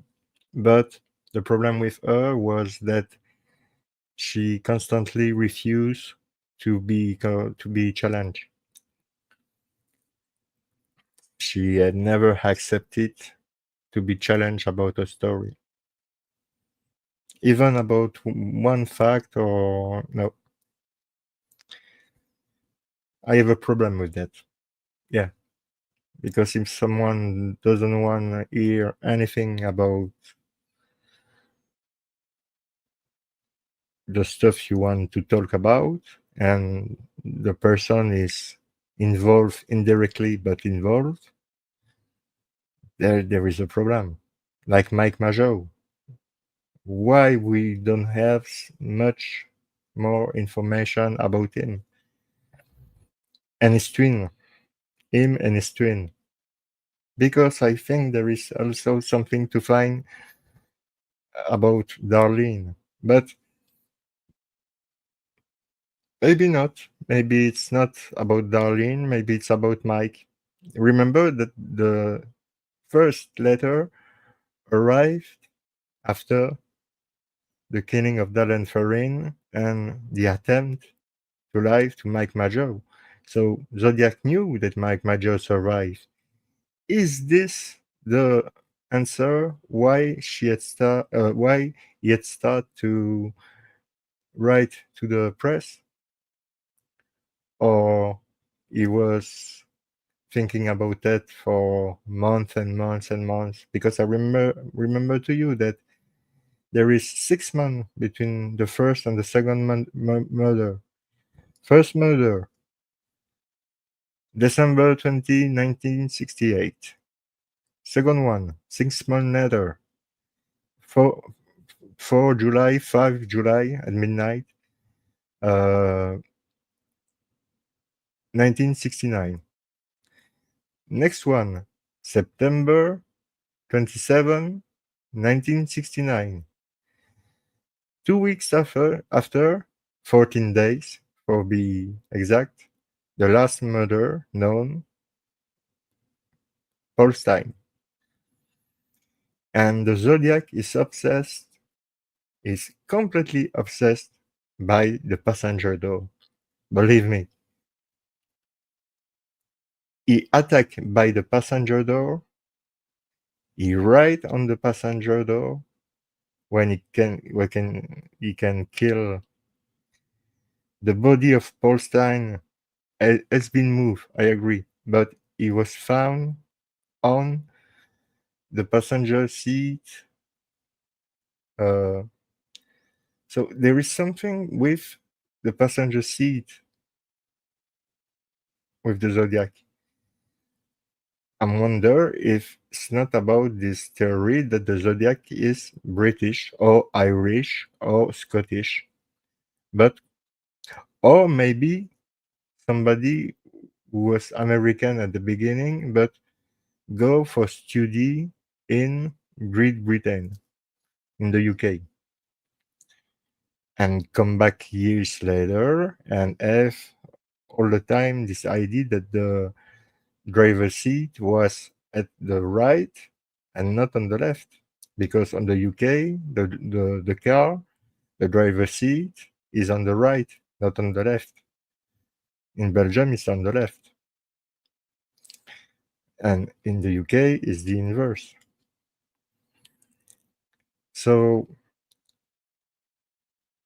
I wonder if it was not somebody who had studied or who had passed a lot of time in Great Britain, in the UK, I mean.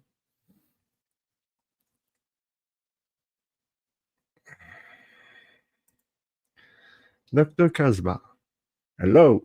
Why do you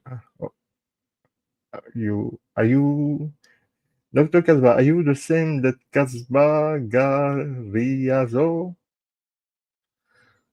I think it's your name. Ah, yeah, yeah. Kasba Gariazo is on Facebook, and Dr. Kasba it's on YouTube. I understand. I believe Zodiac killed Paul Stein because Paul was a double to his father. Yeah, it's possible. It's been talking a lot, I think, on Ned had talked about that on his channel, and it was discussed a lot also on Discord. Zodiac is a serial killer for sure. He's a psychopath for sure. A lot of psychopath kills. Dope gambler to a family member. That's true.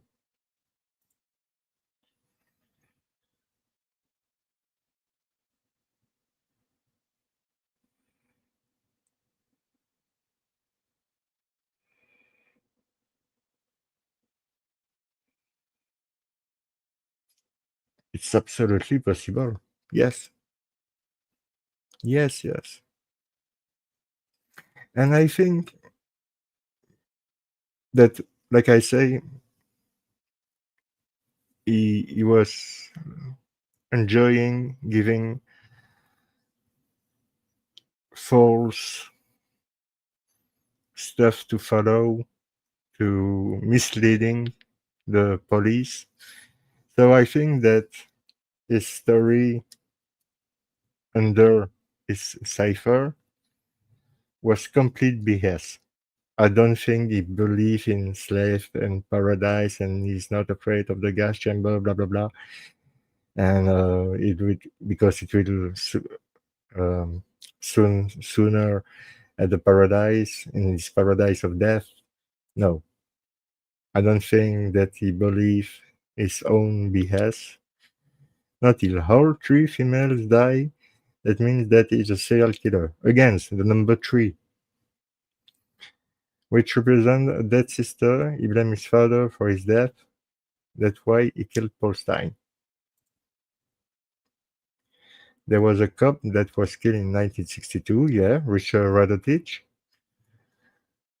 I think it was, or 64 is also double to Paul Stein. Yeah, the cab driver, Ray Davis. Two of the male victims also had glasses and nerdy look. That's true. That's true. But it was at the time it was usual that people was wearing glasses. Uh, but it's true. It's a fact. Yeah, it's a fact. And yeah, Dr. Kaspar, you are maybe right. Yeah, absolutely.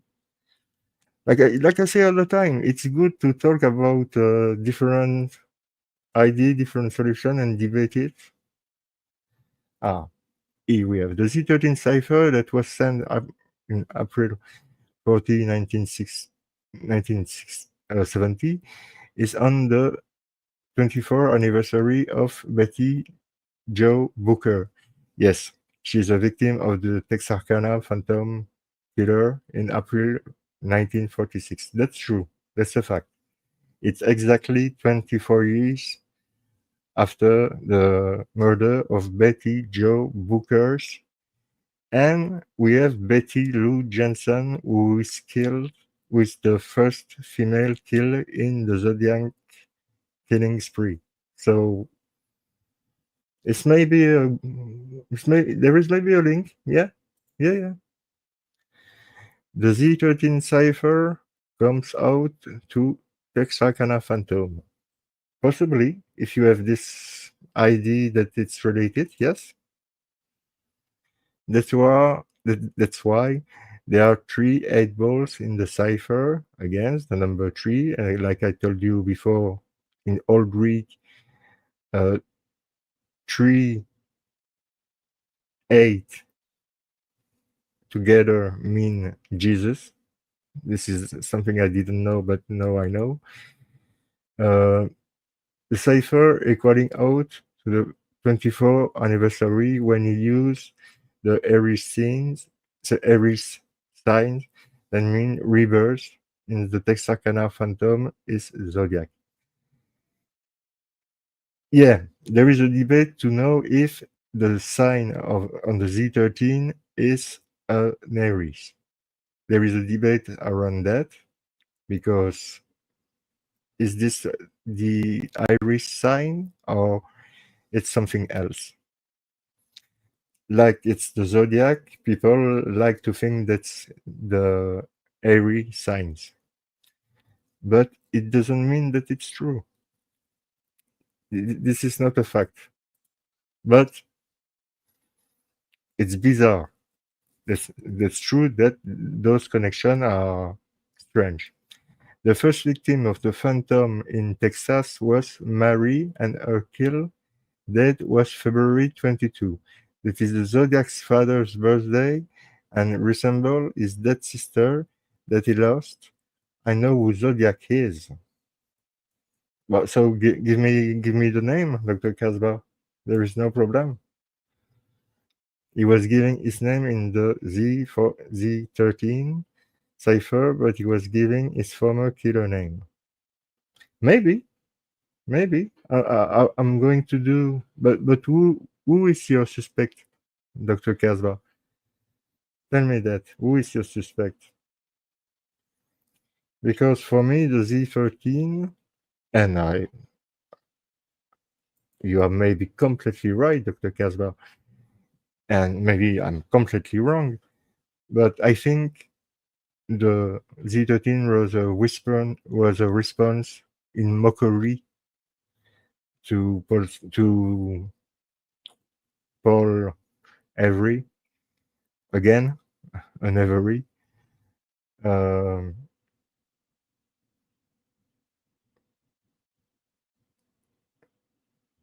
yeah, he was mocking Paul Avery and saying in this cipher, my name is, like always, in three parts. There is three ways to decipher this cipher, which is not possible to decipher in a normal way if you think like this because it's too short. And for that, I'm completely agree with David Orenchak that it's impossible to solve with the normal way.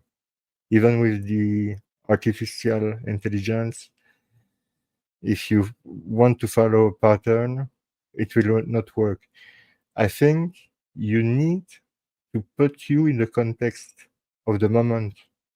You really need to put you at the moment. He write this letter after he asked for his button. It was refused. He was pissed off to don't see his button wearing by the public. But who was wearing? But the public was wearing the button of Paul Avery. I'm not Paul Avery. All the journalists was wearing this button. I'm not Paul Avery. I think the answer of this Z13 cipher is a response in mockery to Paul Avery and saying, my name is Jesus Coco I am Paul Avery. And also, if it's not Jesus or Coco, it could be it could be the solution could be my name is Zodiac Coco. I am Paul Avery. In mockery, like he was always doing, he liked to mock the press and the police. Remember that. Enjoy that. I think that his last killing was Paul Stein because after that he didn't need to kill anymore. Because at the beginning there is a long gap between the first and the second murder. After there is an acceleration. It's every murder after the first one. And after I think is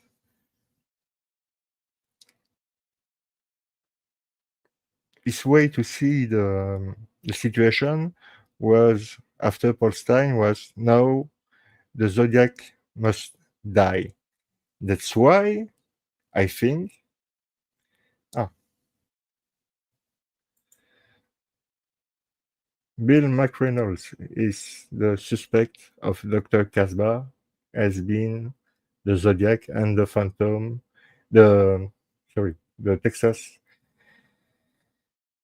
the Texarkana Moonlight Killer. That's right.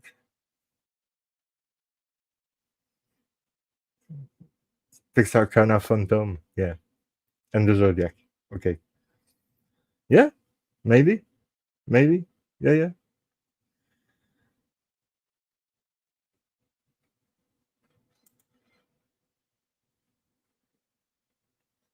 I share with you what Dr. Casbah is saying. I, I I'm completely agree to debate about that.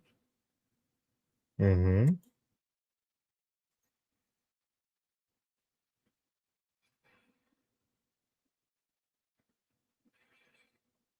Mm-hmm.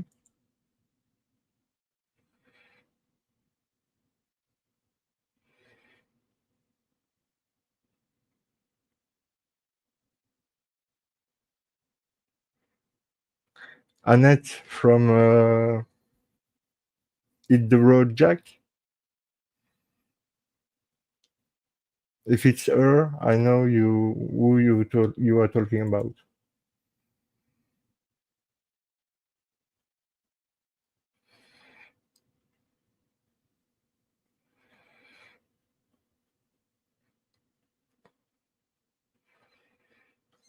I think, and I'm I'm sure that the Zodiac of New York was Scout.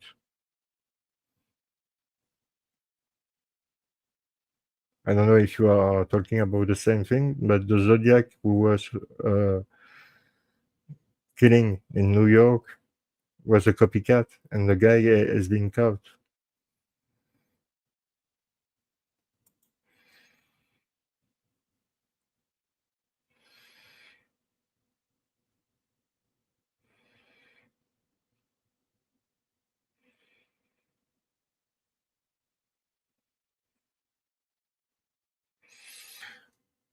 Maybe, maybe. For me, I think that his last communication was the citizen card. And I think the last time he talked to someone was on February the 15th when he called in October the 15th, 1969. So 4 days after the postal killing, when he called up Santa Rosa uh, because a patrol car convoyed school buses around Palo Alto yesterday. It's the the article that you can find on zodiaccipher.com by Mr. Richard Grinnell, which is a good friend of mine, and I'm really proud of that. Like Druser, I'm really proud to be his friend. Shake Dog Shake, I'm really proud. Cheryl, I'm really proud. Gloria Train, I'm really proud. Andrew, I'm really proud. So I'm going to read to you this article. So October, so proof. October 15, 1969, Santa Rosa Color was the Zodiac Killer. And it was the Zodiac Killer. You can find it on the website of Richard, and it's a quick read, and you will understand that it was the Zodiac Killer who called to threat police to pick the kids off as they get on on the school bus. The weed slayer who signed himself the Zodiac. Yeah, somebody had called Santa Rosa Police Department saying that he was the Zodiac and he was talking like the Zodiac, making reference about bus bomb before the information was released publicly that the Zodiac was uh, threatening with his bomb letters. So the only person in Santa Rosa or around the Bay Area who knows about the bus bomb before it will be released for the public must be the Zodiac. And they've made listen the call to um Brian Hartnell and Mike Maggio, and I think they've recognized his voice. So I don't know if Zodiac had talked for the killing of Darlene Ferrin and the attack of Michael Maggio, but I don't think Michael Maggio say all the truth about what he knows about Zodiac. And this night on July the 4th, 1969, I think there is,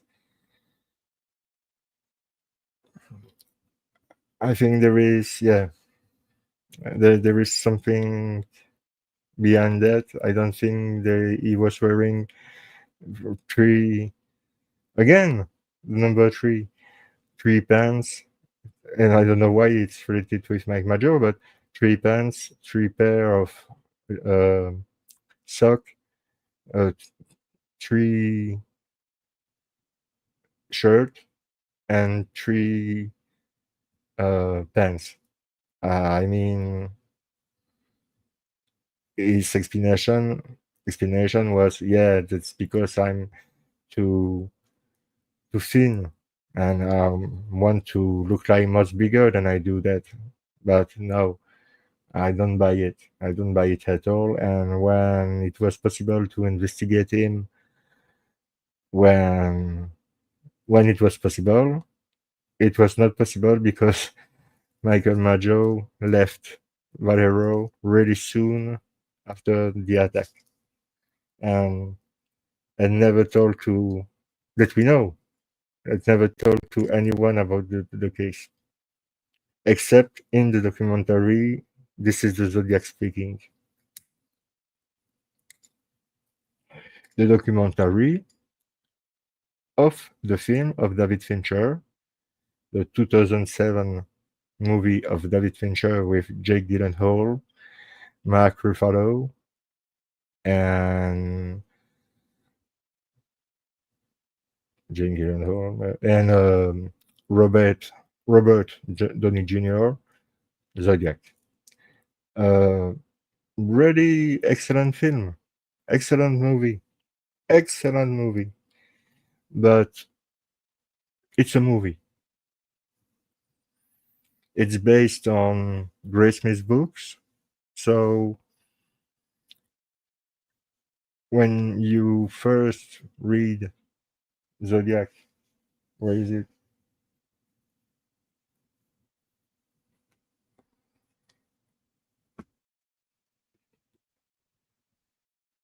Zodiac by Robert Graysmith.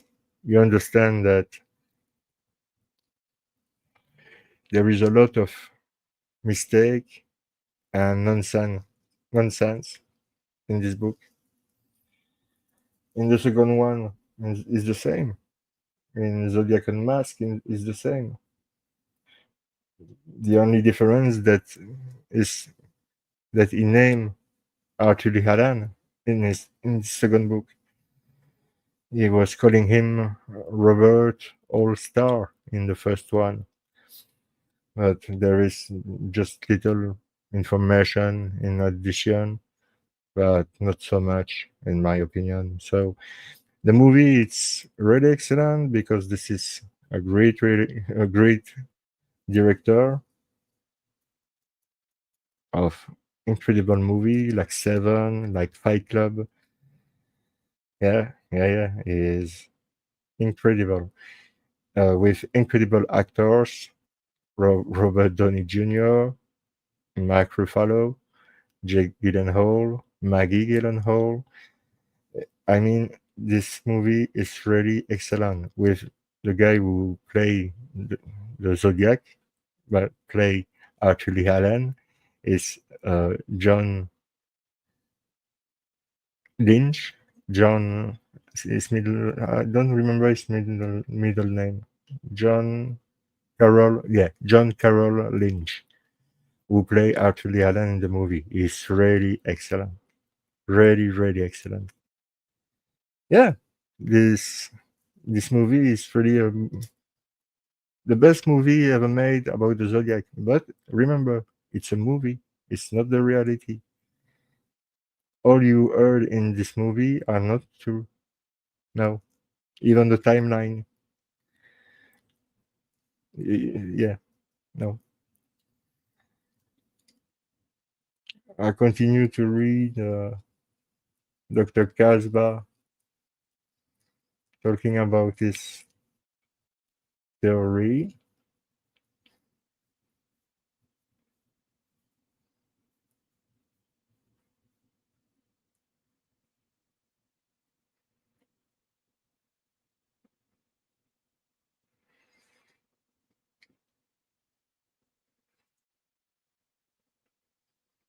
Yeah, I I'm ready to hear about this case. I'm ready to hear every theory and every fact or indirect fact who can help to solve the puzzle.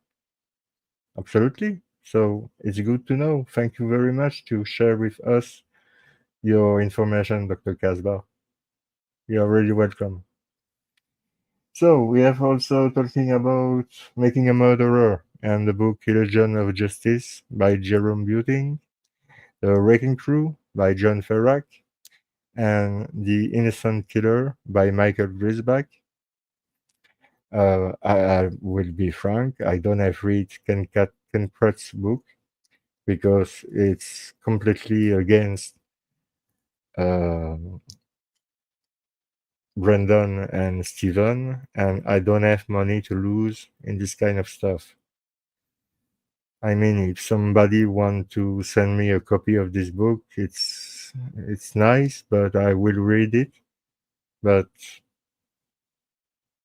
to debunk, yeah, I'm going to read it to debunk or saying, oh yeah, that is true, and it was not shown in the Netflix documentary, yeah, because that's true that there is other people who think differently, like Sean Reck, the director of Convicting a Murderer.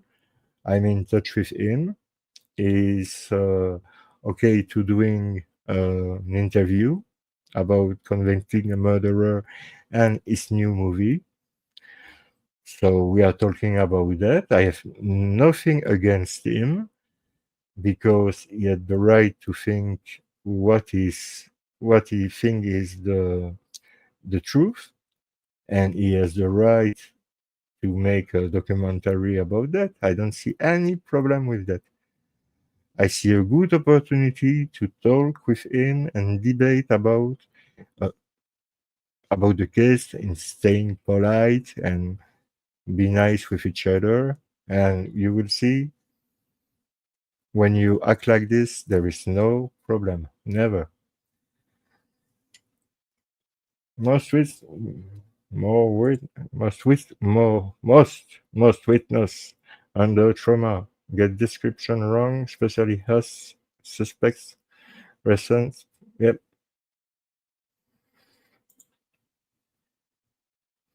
Ah, okay. I've studied psychology too.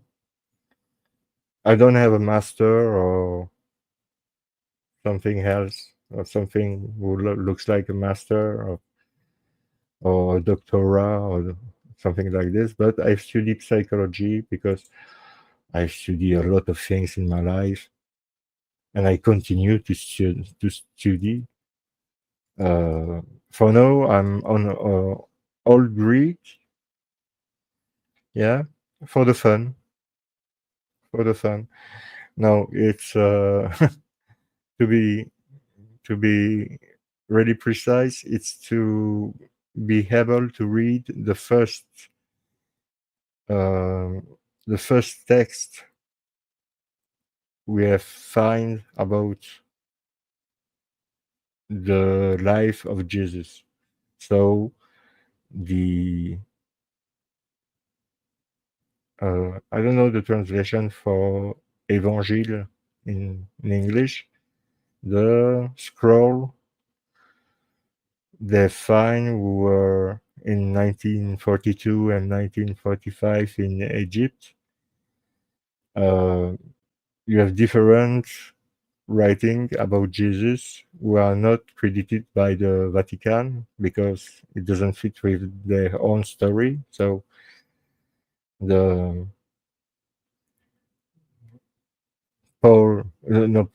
Thomas or Mary Magdalene were witness and they write, but the church, Catholic, Catholic Church doesn't want to hear about that. So yeah, I understand you have succeeded in 2000 years to being the biggest cult in the world. Good move. Good move, but you have killed a lot of people during those 2000 years. Good Christian. Yeah. No, no, no. You have killed a lot of people. Yeah. And a religion who lead you to kill somebody, for me, it's not a good religion. No. Why? Because you don't kill people.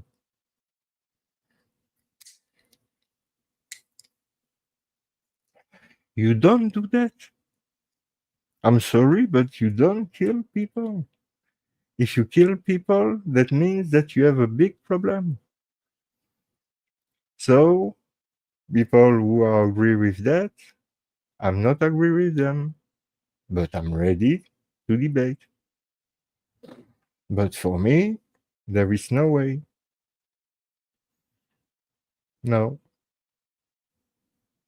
Maybe I'm strange. I don't know.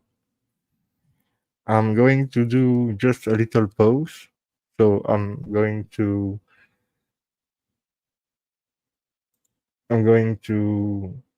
play to you music during the time I make the pause. Zodiac didn't really mask in first kill. Well, that's something we don't know because we don't have any witness. So this is something we don't know. He was maybe wearing his mask, maybe without the cross. But my theory about the first attack that he was already on the place. He was hunting with his friend on Lake Herman Road. He was hunting the raccoon, and he have seen the good opportunity to his first murder, and it was Betty Lou Jensen, sadly, and David Arthur Faraday. But it could be somebody else. They were not specially targeted, in my opinion. In my opinion,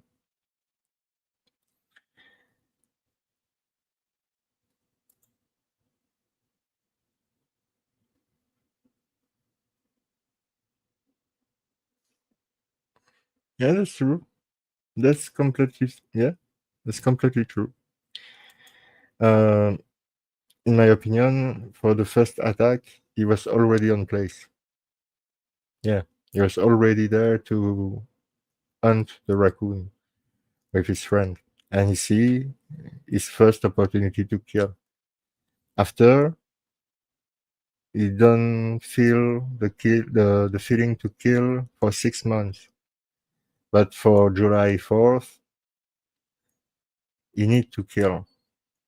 So he killed Darlene Ferrin and tried to kill Michael Maggio, who magically survived to the attack. After he make just a little pause, and in September he need to kill again.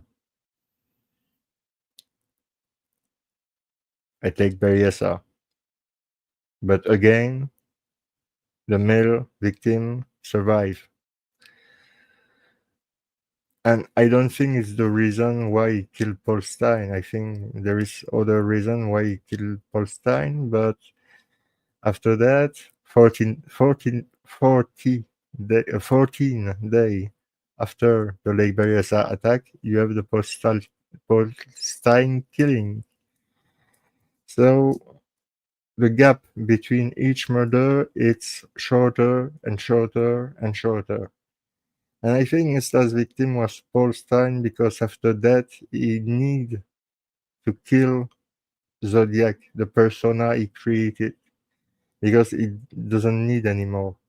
He doesn't need Zodiac anymore. Zodiac could die, and he say that he has enough slave to working for him in Paradise of Death, in the solution of David Orenchek for the Z340. He say explicitly, I have enough slave for my afterlife. And after and in the same letter, he said the contrary. Yeah, he said that he will continue to kill Rampage, but in the cipher, he said that he has enough slave. So I think that the threat of the Rampage killing was again a ruse. Yeah, to make him bigger than he was. I think this guy was a shit. Excuse me to talking like this, but I think this guy was a shit.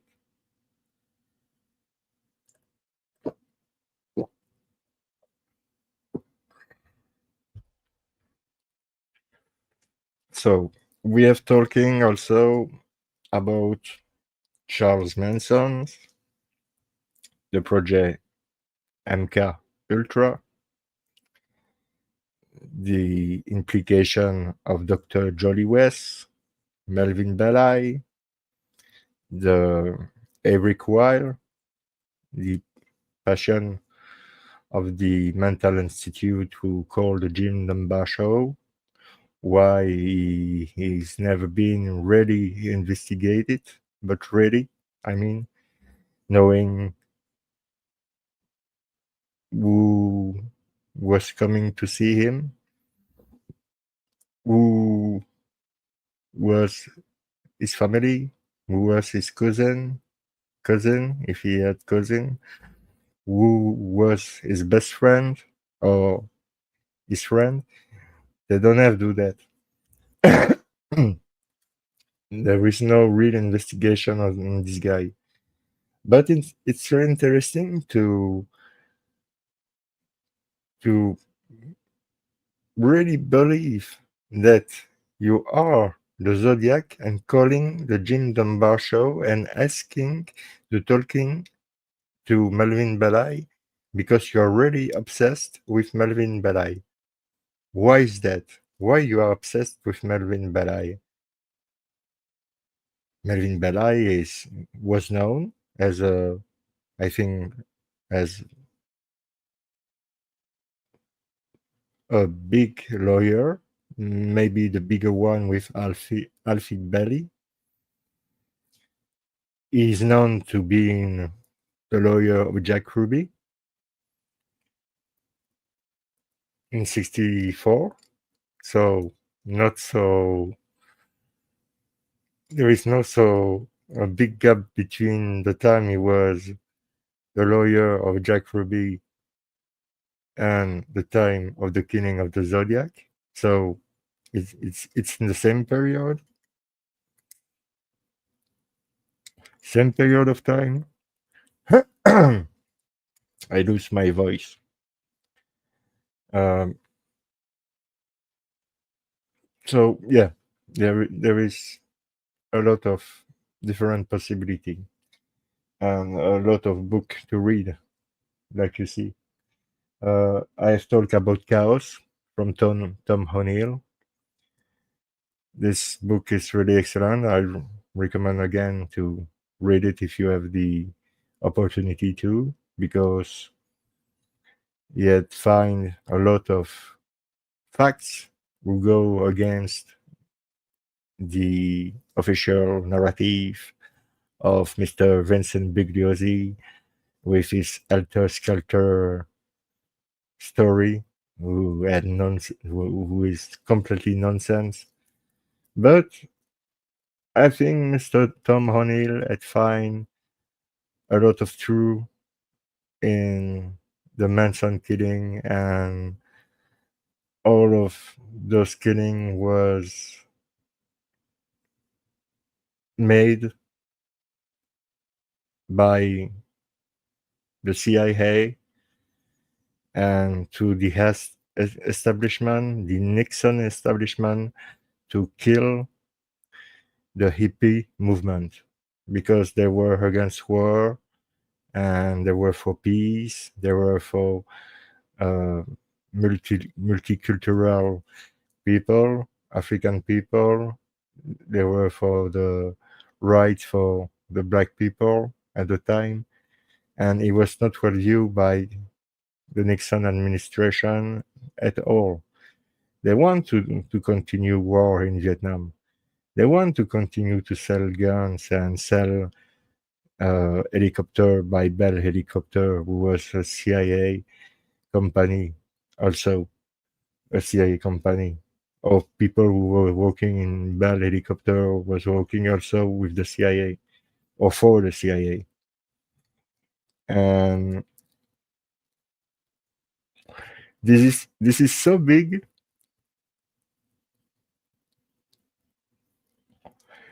The involvement of Israel, but not all. When I say Israel, I don't mean all the Jew in the world. No, I'm talking about Ben Gurion, Ben Gurion. I don't know how you say that, the right pronunciation, but in French is Ben Gurion, who was the prime minister of Israel at the time, who was a right-wing extremist, and he was in relation, and there is proof, with James Angleton, with John McCoy, and no, I will not say it because I cannot prove it, so I will not say it. But I can tell you that on March 1st, 1963, it was the day those four guys, so Ben Gurion, Jesus James Angleton, John McCoy, and somebody else that I can name because I can prove it. On March 1st, 1963, the decision was made to get rid of JFK because he was a threat for them, a big threat. I can prove it. I can prove it. But there is a lot to show you and to share with you to prove you that what I tell you is true. But Don't believe me. Do it by yourself.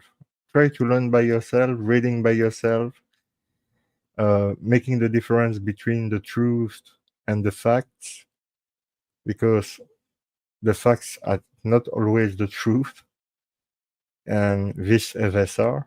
I know it's strange, but you need to think like the CIA. The white is black and the black is white. And if you think like this, you can. It's more easy to deep dive in the JFK assassination plot and the cover up that if you think um, binary. You see, you don't have to think like a logical person. You need to think against your will. Yeah, like I say, the black is white and the white is black. This is so big. This is so big. I don't have. I will not have the time in my life to show everything and to share everything. But I think I know who is responsible for the assassination, the Chicago attempt, and the cover up. I think I know. So, for a little Belgium like me, who don't have help by anyone, because before I was not talking English, nobody speak English here. Everybody speak French. So why I'm going to start to speak English with somebody who don't speak English? Does that make sense?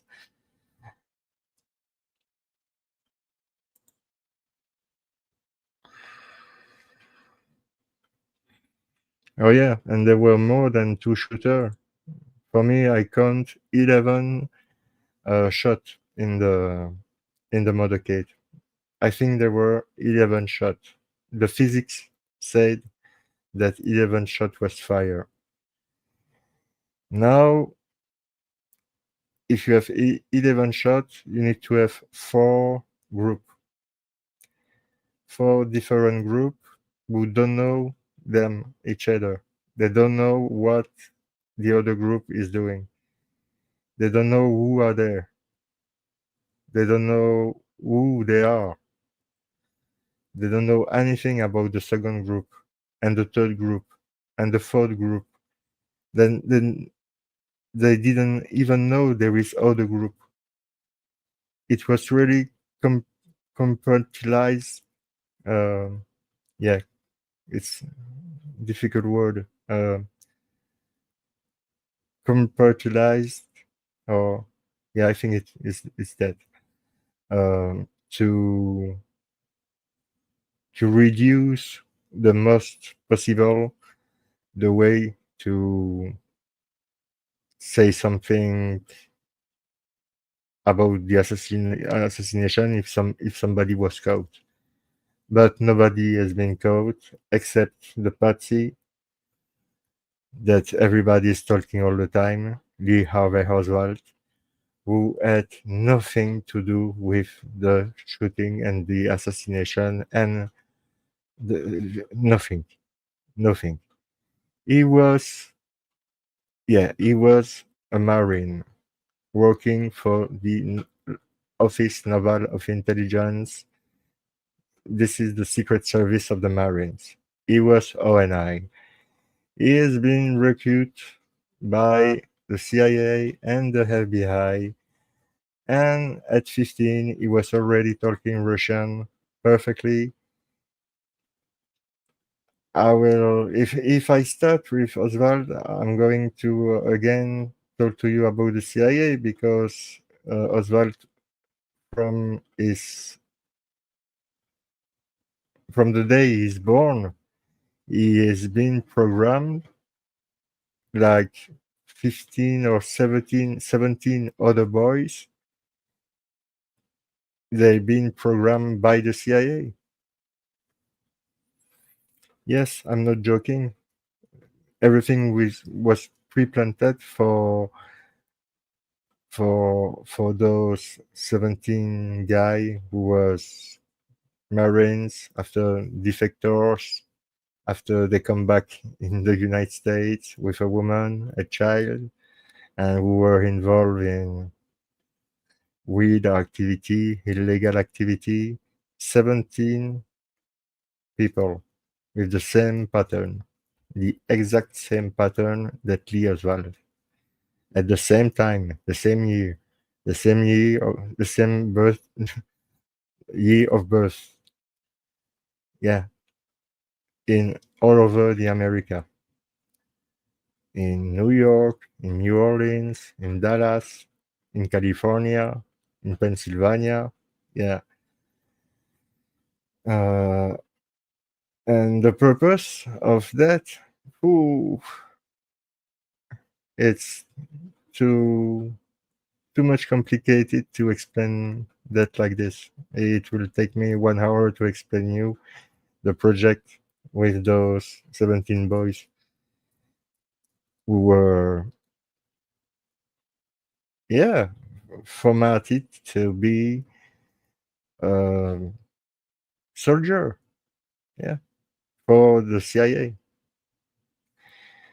So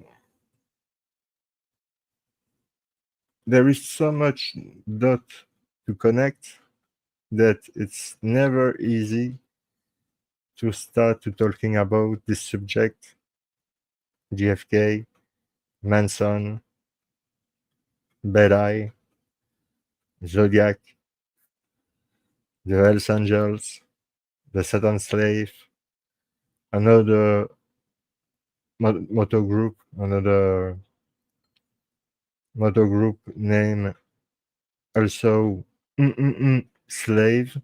I don't know what was the first name. The first. Uh,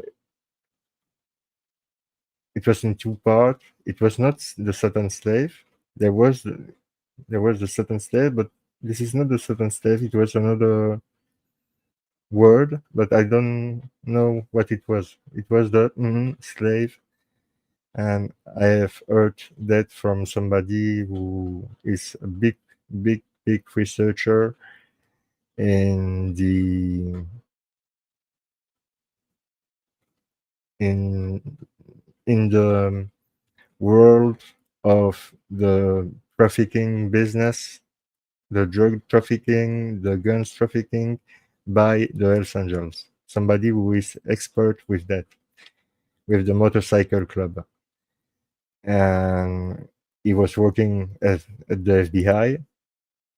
And one day I listened him in an interview, and I was interested by what he was saying. So I note his name and I tried to find him. It was not easy.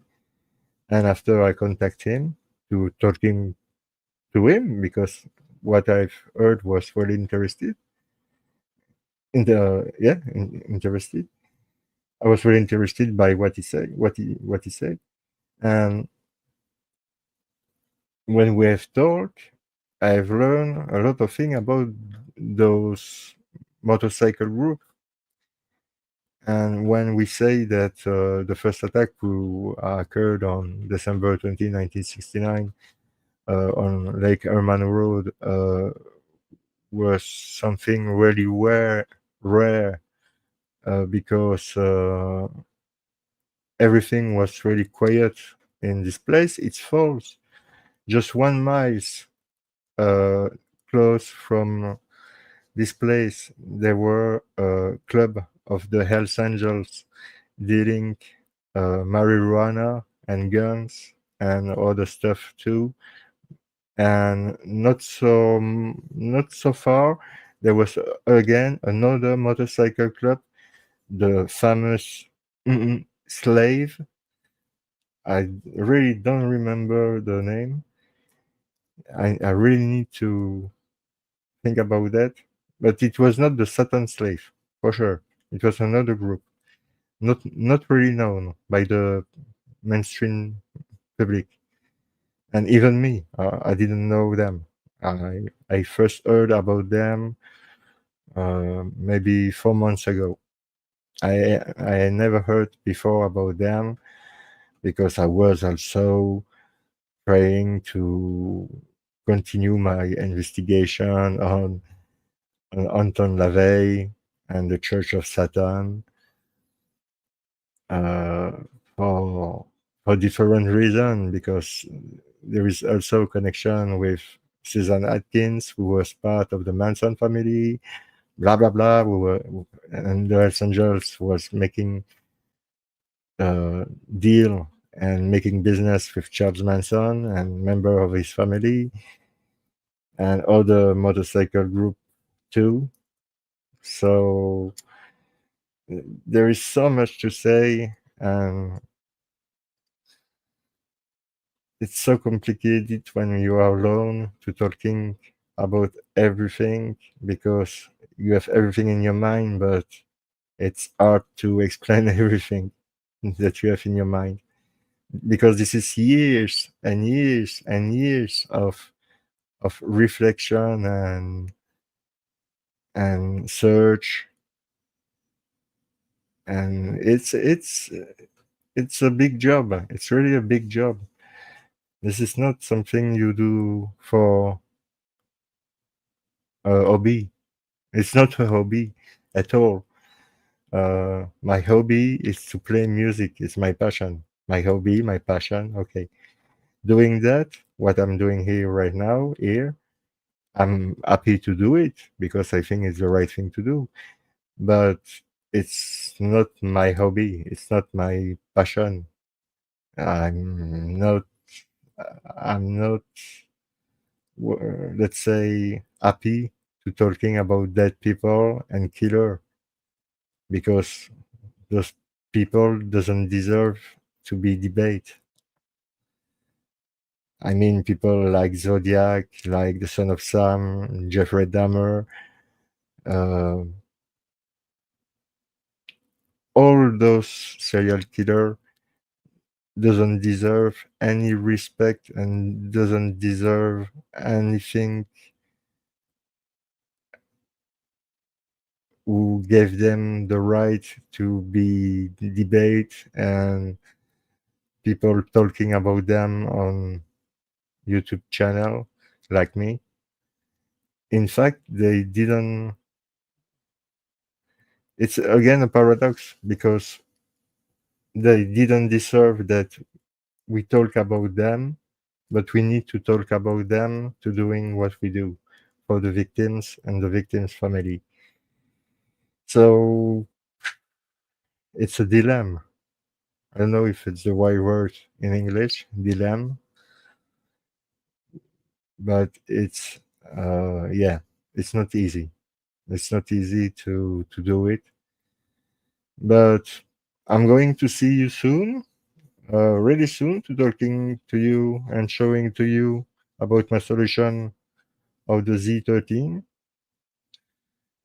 And frankly, I think that with the spirit of 1969, 1970,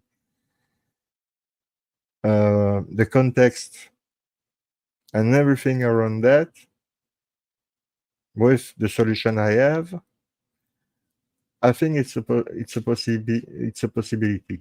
I think it's a good possibility. But you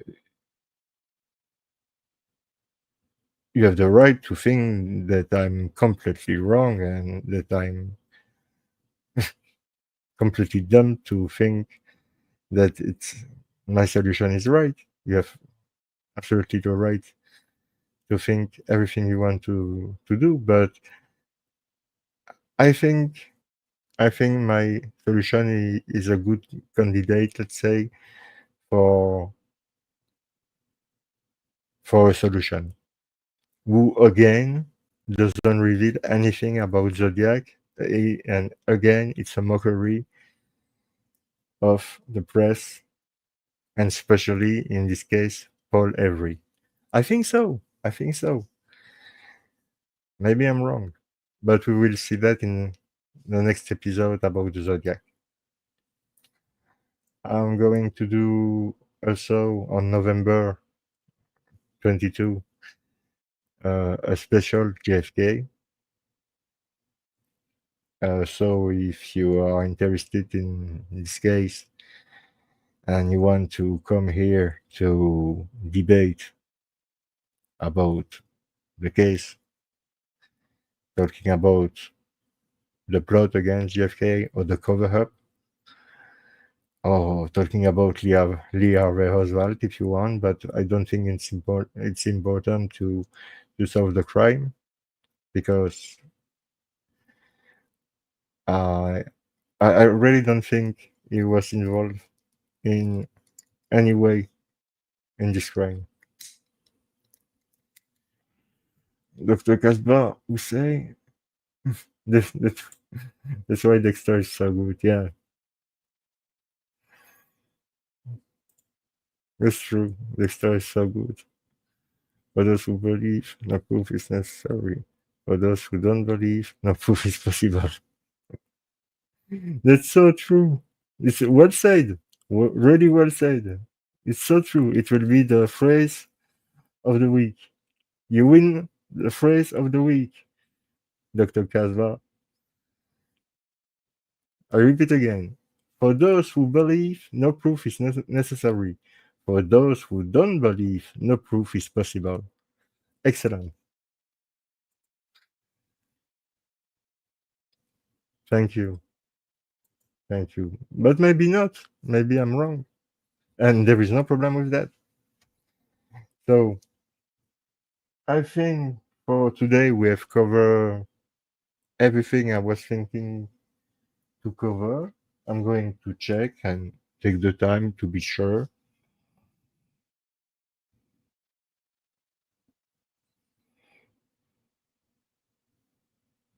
Yeah, I have talking about the passenger door, this obsession with the number three, why he's attacking always by the passenger door, why Paul Stein was fine on the passenger door, why you write on the passenger door of Brian Hartnell Kamengia.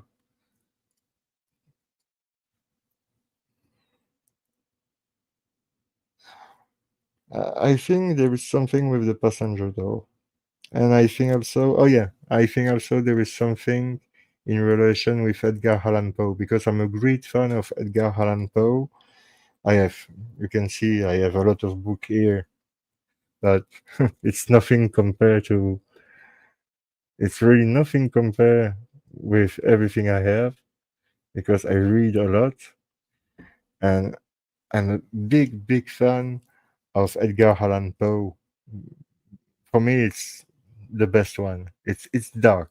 It's really dark, but for me, I love him because it's his great story and really well writing. It's for me, Poe is the best in his kind. Yeah. So conspiracy theory equal fairy tales. Fairy tales are rearranged through scary story. Yeah, yeah. But like I was saying before, it's earlier. It you don't you don't have to see conspiracy theory everywhere, but don't believe there is no conspiracy at all.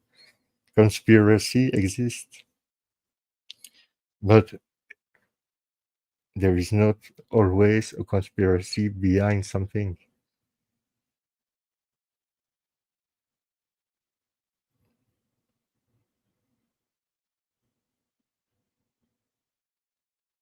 I wonder what do you think, guys, after the moon landing?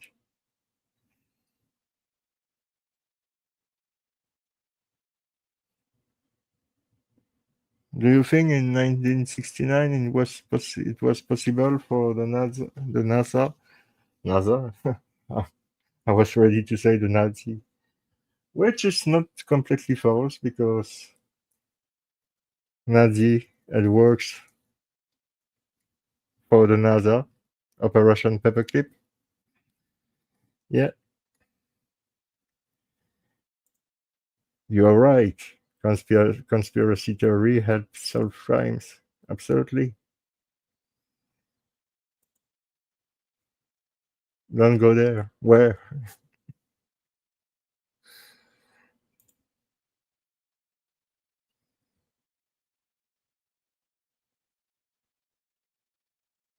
Yeah, impossible. Human never been to the moon. Ah, so you also think that it was impossible? Yeah, me too. Because of the Van Halen belt first. Yeah, it's protection for the Earth against the mortal um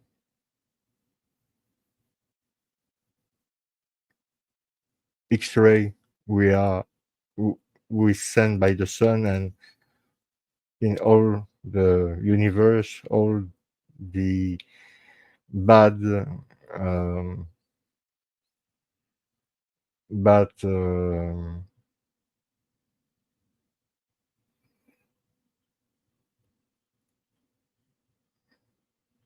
I don't remember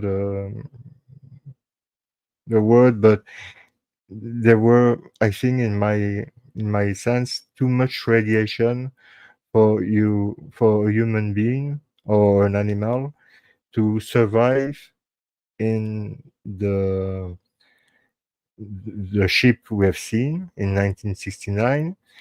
There is too much radiation when they escaped from the Van Allen belt who protect the Earth to the moon and make a comeback and have nothing, no radiation, and have so much beautiful picture with this level of radiation in the universe. Even if it's not really far, the moon is not really far, but going on the moon in 69 with the technology they have at the time, they destroy after because they have destroyed everything. Yeah, they've destroyed everything. Nobody say why.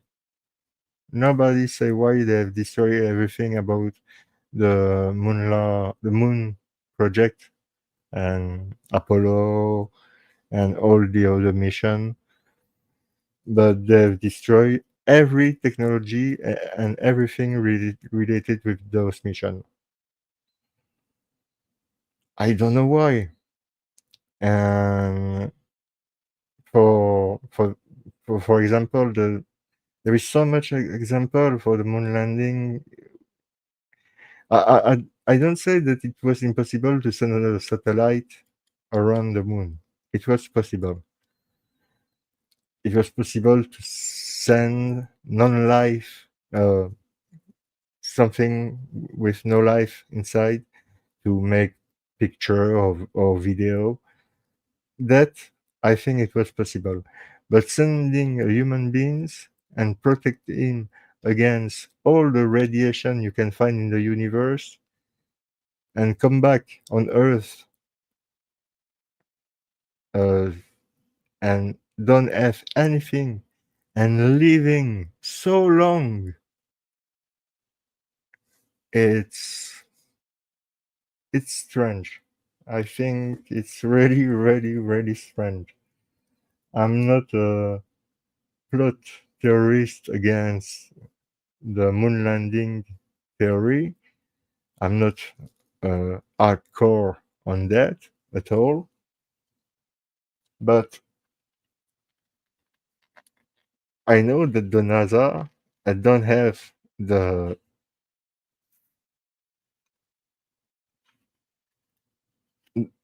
the capacity in 1968 to go on the moon.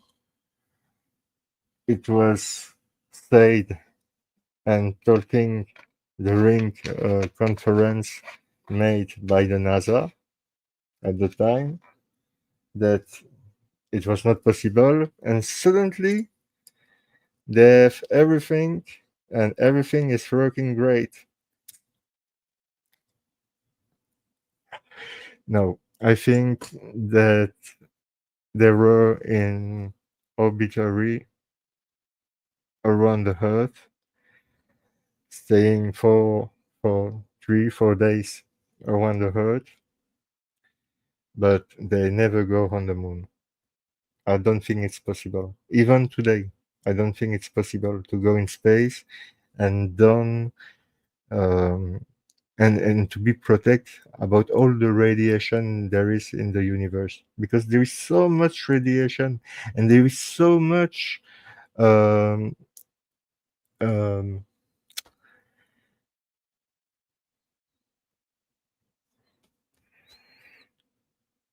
excuse me for my um,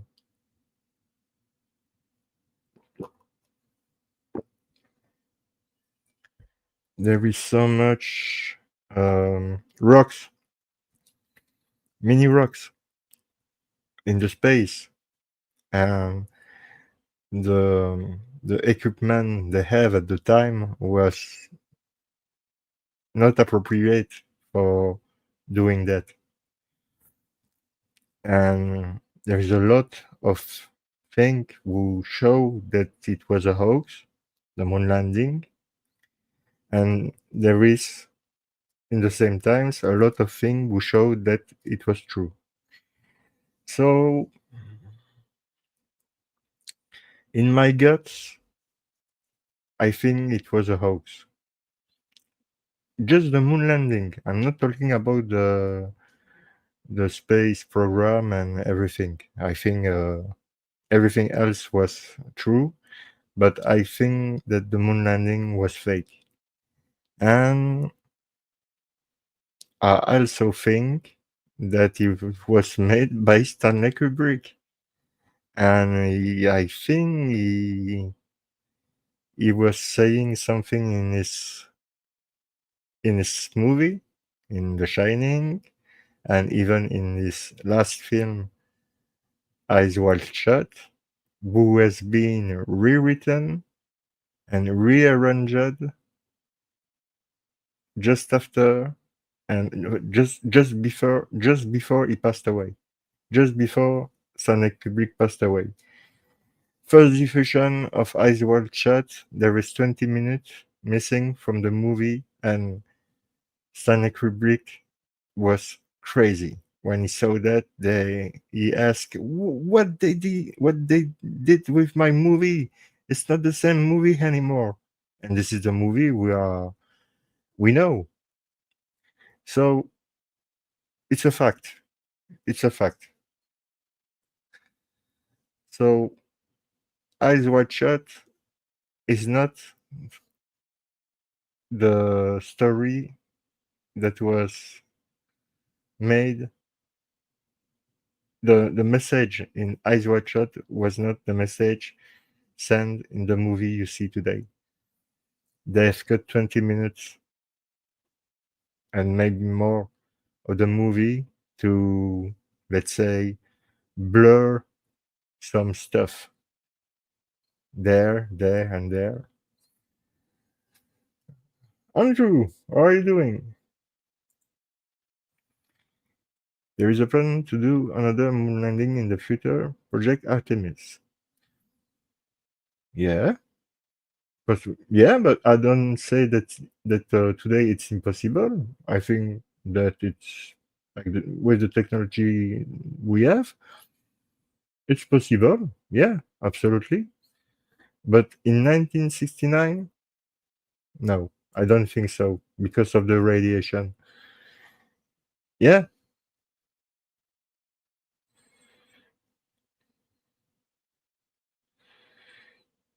yeah.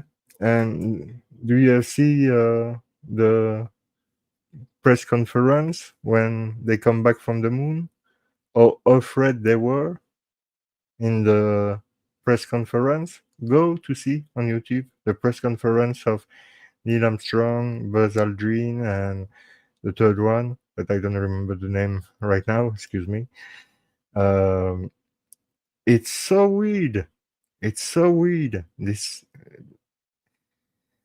and the nonsense, the nonsense about the things they say. They say no, we don't have sea stars, for example, and years after, yeah, we have sea stars, a lot, million of stars. But in '69, you were saying that you was not seeing any stars. I was wrong.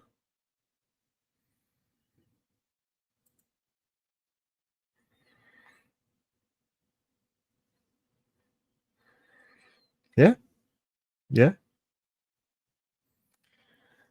I'm sure that that in 1969 it was not possible to survive.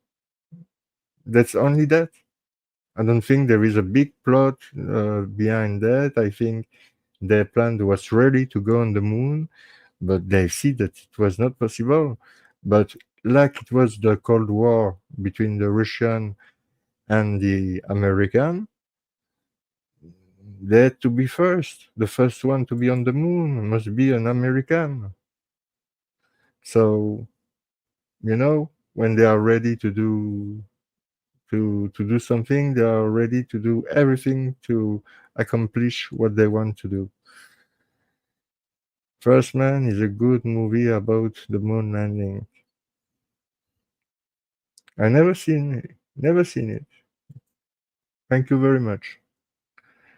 Michael Collins. Oh, it's a movie from Michael Collins. First Man.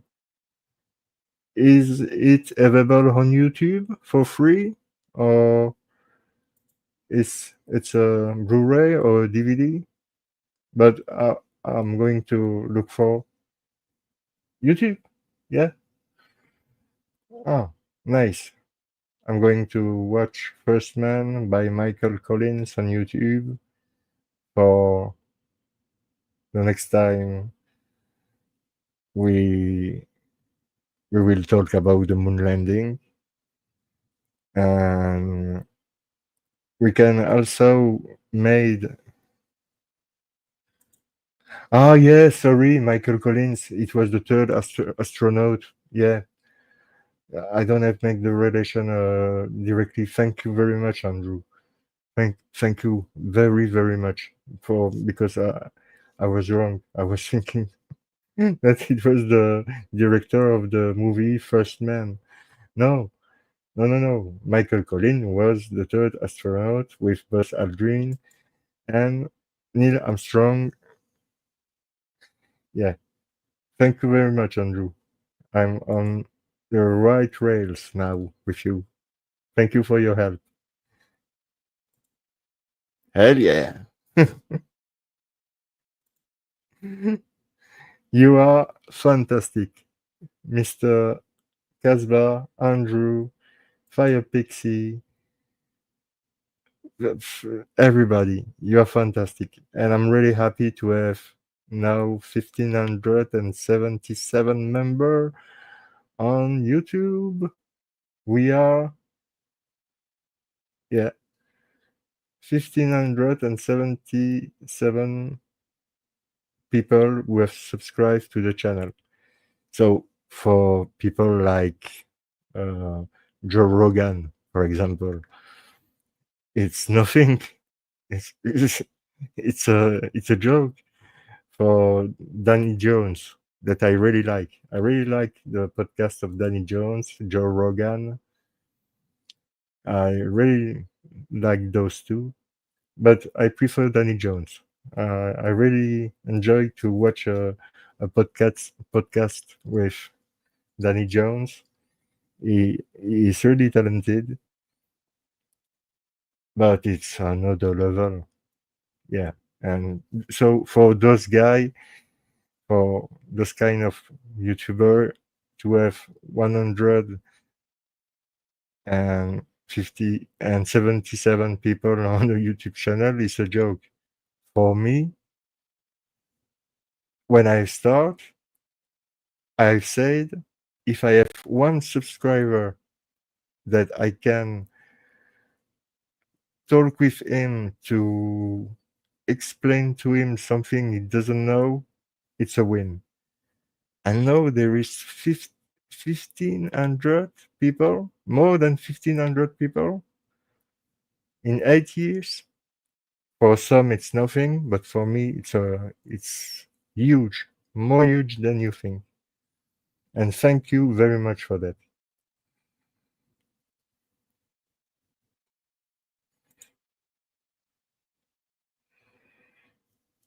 Yeah, it's possible. Or in Morocco, or in Tunisia, it's or maybe in London.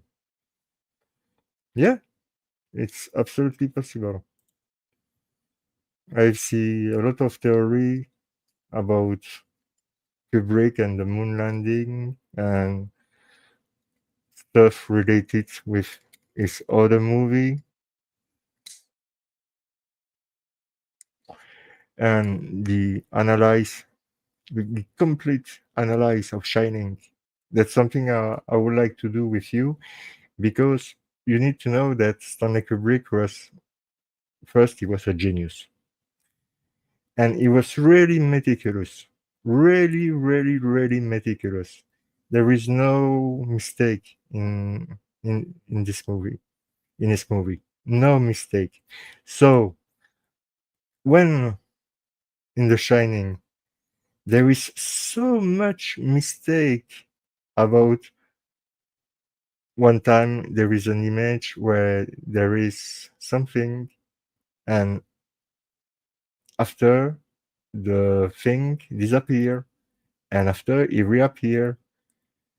Sometimes this is about the color, sometimes it's about glasses, mirror, the color, the gold color, the red color, the meanings of the number 237, room 237. It's a code for the moon landing. Danny wearing a Apollo 11 shirt, made by his mother, Wendy. And don't forget Jack Terrance. And don't forget my theory about The Shining by Stanley Kubrick. I think that when we see Shining, there is a double way to see it. I think we see in a part of the beginning the reality start to mixing with what Jack is writing, because remember he's a writer, he's there to write a book. He's really clear about that at the beginning of the movie. And I think that all this stuff with Danny and The Shining and everything, and after when he became crazy and tried to kill Wendy and Danny, I think this is the story is writing. Is meeting with Lloyd, the barman, with Grady, and all the information that he have access. He can have access to all kind of information about the hotel, and all the information about the hotel are it's it's light, but it's in the movie sometimes, and sometimes it change, and so that's why I want to talk to you about Shining in a future episode and decipher the movie. Oh yeah, yeah, yeah. And you heard that Buzz Aldrin had punched somebody when he asked him to put his hand on the Holy Bible and swear that he was on the moon. He refused to do it and he punched the guy. I don't know if, and like Neil Armstrong, you can think that Neil Armstrong after that was the man the most known on the world, and he had take advantage of that for himself. No, no, he had never made he never talked about the moon landing after, never made any documentary or interview, or you can check, you will see. You don't heard about Neil Armstrong after the moon landing. And and it was the first man on the moon, so it was must be bigger than that. No, he's not. He wants to stay silent, don't talk about that anymore, and be quiet in a place that nobody knows. It's it's what Neil Armstrong was. Yeah.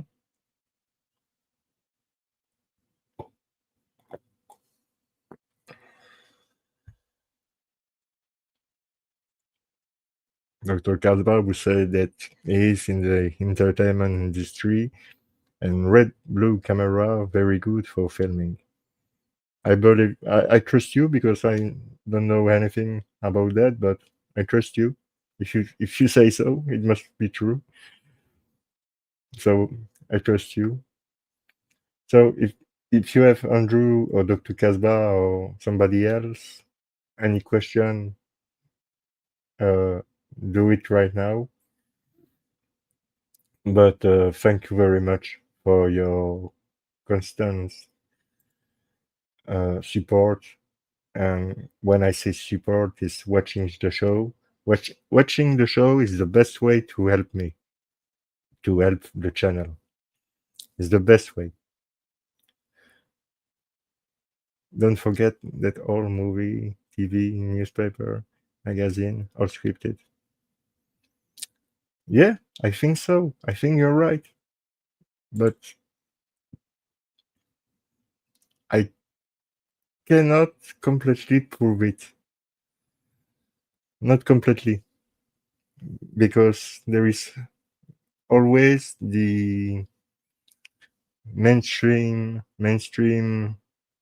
um, story planting like a seed in the brain of the people that it was true, and it was so big for the time that people would not accept that it was a hoax, because it's like to kill Santa before Christmas for a child is terrible.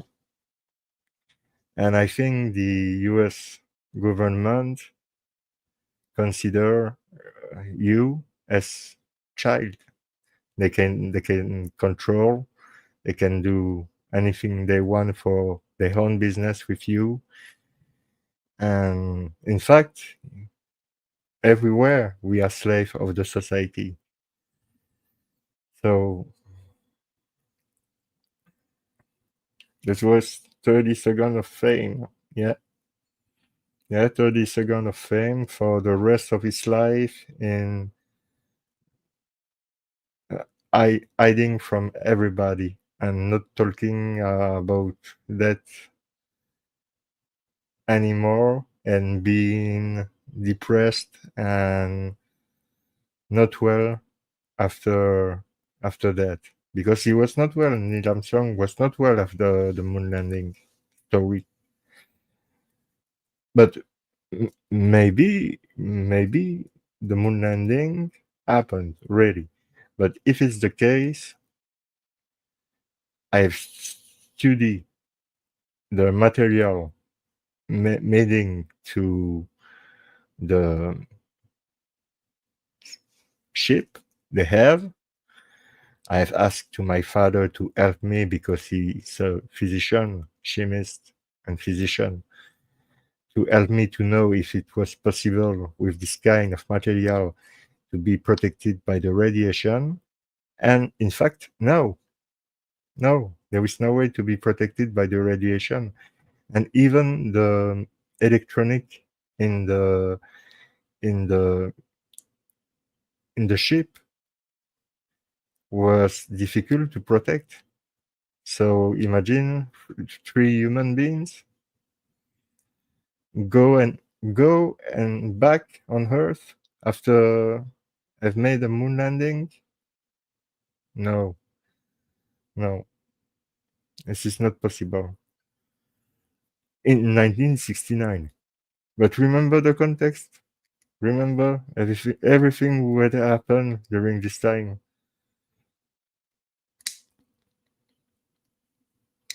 Sharon Tate is killed and her friend are killed on August 9. It's just 10 days after that the moon landing was made.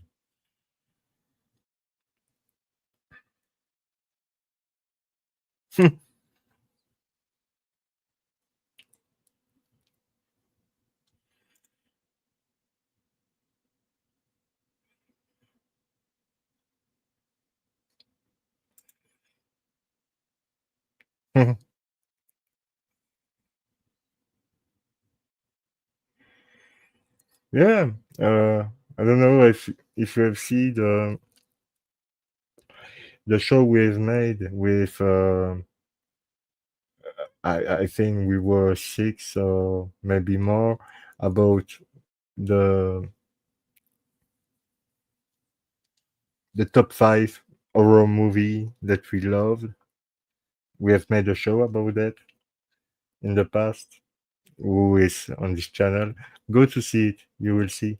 It's funny because we are talking about horror movie, which are my favorite movie.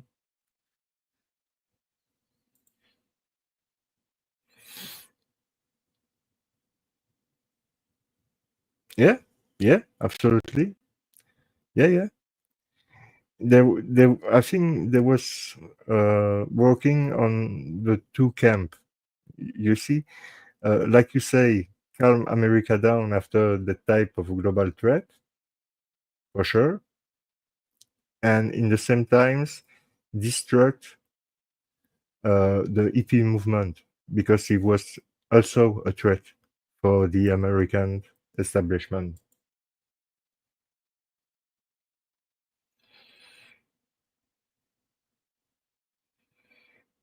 Oh yeah, oh yeah, Russia was 10 years ahead of the US in technology, and before that, the German was 10 years ahead the technology of the America. Yeah, yeah, yeah. And that's why the big question is if it's the case, why they have lose the war? Because Hitler was really completely crazy and he was giving order nonsense order. He was moving people, his soldier who didn't exist to a place from another.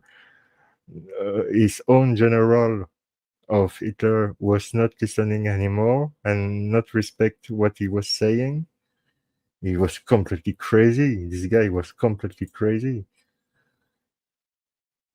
Ah, Buzz Aldrin is very active on X. I didn't know that. I didn't know. And I'm wonder, Mr. Aldrin, why you are pissed off, so much pissed off when we ask the question and why you respond so violently in punching in the face somebody who asks you just to swear on the Bible because you are a believer, you're a Catholic believer, so putting your hand on the Holy Bible and swear that you have made this travel to the moon and you have walked on the moon, you don't want to do it, you prefer to punch a young journalist you ask you that. Why? My question is why? Because if I was one of the first men on the moon, I will be really proud of that because it's so hard to do that, so hard. So, hey, Mr. B, have you been on the moon? Oh yeah, For sure, hell yeah, I was on the moon. Can you swear on the Bible? I can swear on every book I have. And I'm really proud about what I have done. It's normal, completely normal, a normal reaction for somebody who has made something so big than that. But neither Buzz Aldrin or Neil Armstrong was happy to talking about the moon landing, and I recommend you to watch the press conference who they have after the return of the moon. They look scary as hell.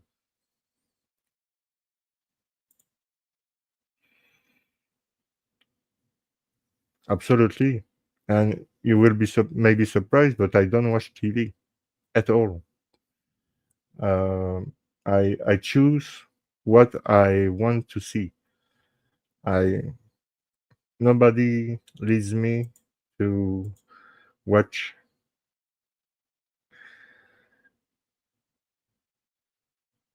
Yes, yes, I have. Like I was saying, I think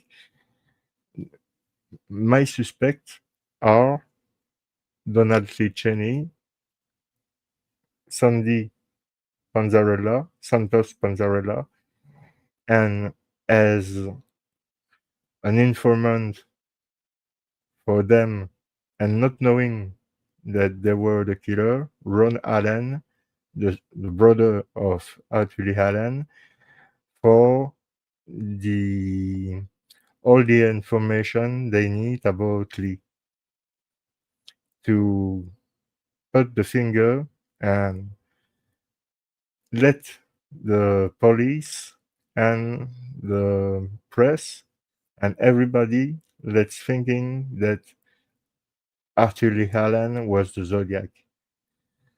I think it was the ruse, the ultimate ruse to say, okay, you have never investigated Arthur Lee Allen. We are going to tell you who he is. He is the Zodiac. Blah blah blah. He told me that. He told me that. He told me that. But we know that Don Cheney, he's a big liar, and he has made a lot of mistake in statement. And I think that somebody like Sandy Panzarella was somebody who fits. It's surprising because he was really hello. He was really big. Sandy Panzarella. He had create industry and was really a successful man and have a lot of money, but it fit the profile. Hello, life after paranormal and true crime. I recommend you also if you are interested in paranormal activities and afterlife story, ghost story, um, people who talk to the dead people, people who can see the future, or if you believe in all of that, I recommend you to subscribe to the channel of Miss here, Life After Life, Paranormal, and True Crime. Because she Mrs. here, had already received Mr. Drew Beeson on her channel to talking about it. The Zodiac Killer.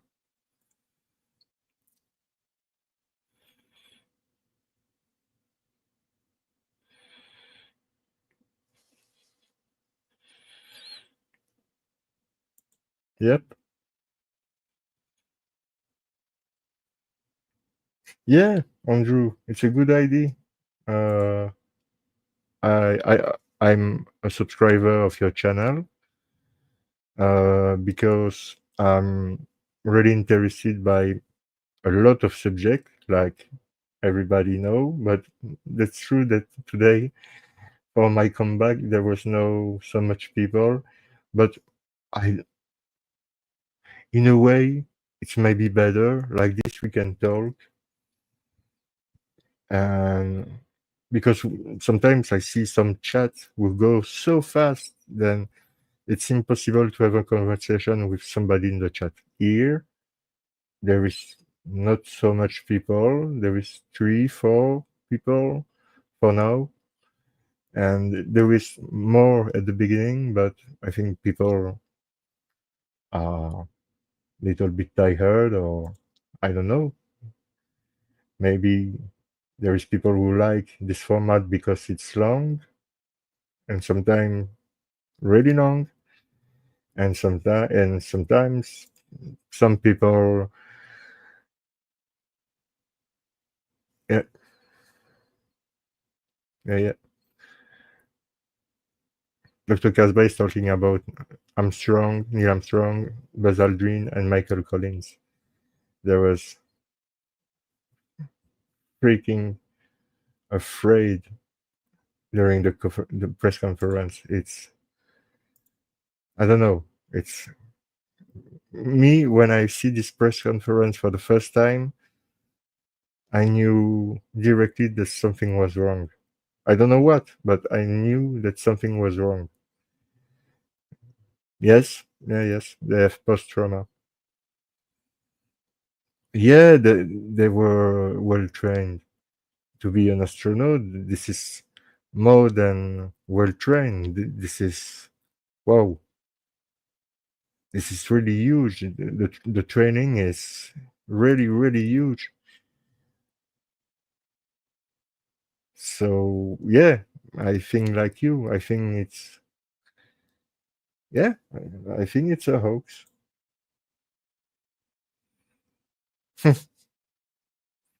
Yeah, yeah, yeah. I don't know where other people. I don't know, but they know that they can watch it in replay when they have the time. Maybe they don't have the time right now because we are on Saturday and people. I've done that to be on Saturday with you. For me, it's already Sunday in the morning.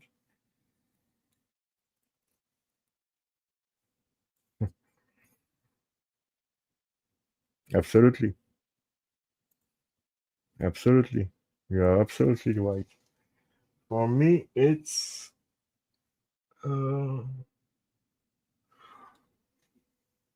4:17 p.m. 4:17 a.m. a.m. Excuse me, 4:17 a.m. in the morning for me. So I've done that to be with people who live in America, but they were not there today. So it's not a problem. This is not a problem. We will see for the next show if I'm joined by somebody or no. I think so. I think I will receive is if he's well enough, um, Mr. Um, sorry, I have forgot your name. Oh my god, shame on me. Uh, I have a black hole in my head. Sorry for that, but it was on Black Box Online radio, uh, not so far away, talking about his suspect that we have never heard before, and I don't remember Blake. Yeah, it's Blake. I will receive Blake if he's well enough to do the show and available to do the show.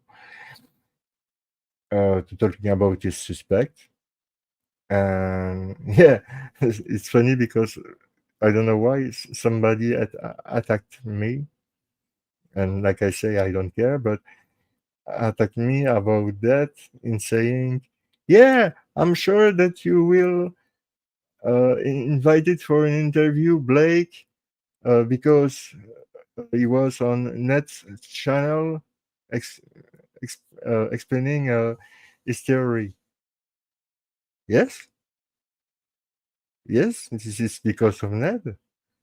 If Blake was not on Net channel, I will never heard about Blake.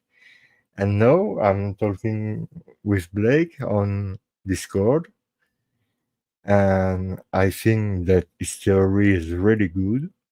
But really, really, I think Blake's theory is really good, and I would like to have him when he will be available to talk about his theory about the Zodiac. Yeah, I give the mic to everybody who want to come here to talk about any subject that we have talked today and even more. If you want to talk about the UFO, we can.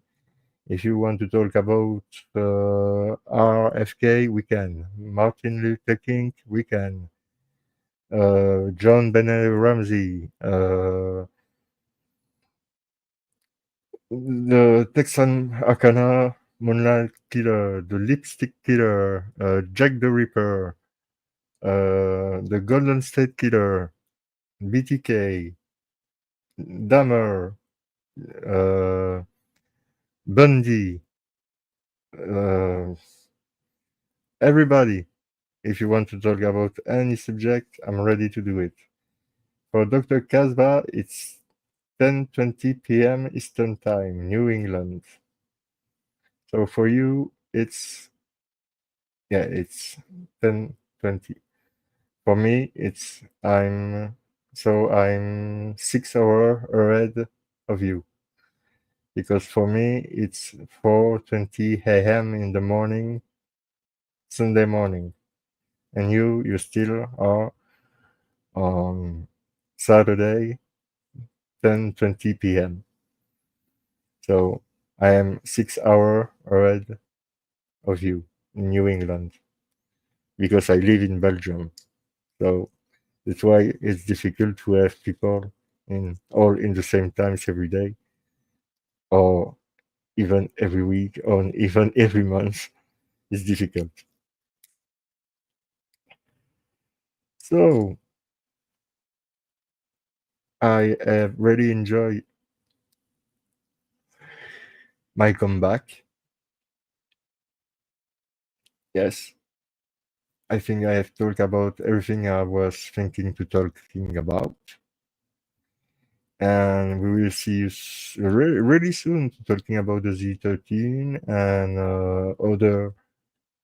other stuff after also about the Zodiac. Like I say, Blake. I will also have Amy from Case by Case, like I told you before, to talking about Rick Allen and Ashley Gart. This is two different cases, but they are both in Delphi. It's yeah, and they are both innocent. Richard Allen and Ashley Gard are both innocent. And we need to talk more about the case of Ashley Gard because people are not so aware about this case. And Amy was so nice that she sent to me a link for with all the information she has on the case because she told directly with Ashley herself.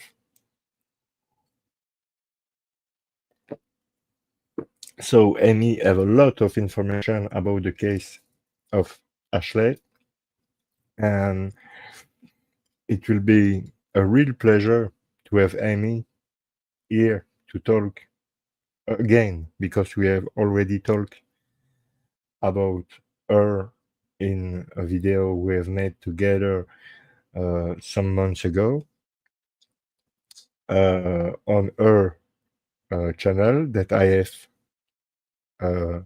streamed here on YouTube, but I was on her channel case by case. And if you look for on YouTube, is case X case.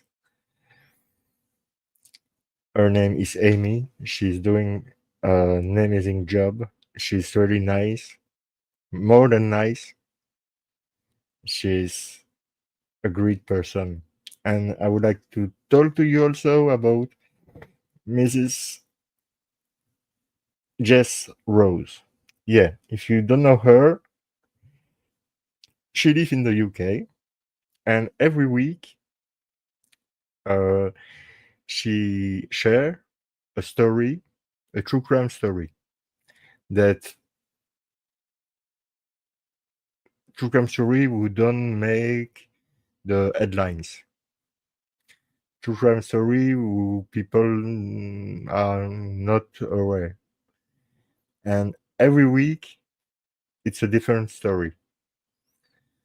And it's very, very interesting because it's sad for sure.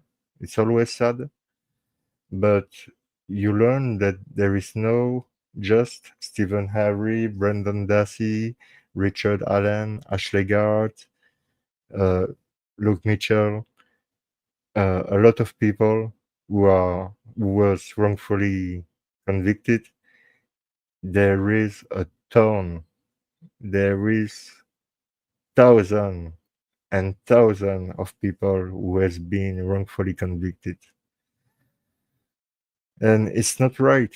It's not right at all. So if you are looking for more story, and each weeks it's a different story, go on YouTube. You type Jess, Gess,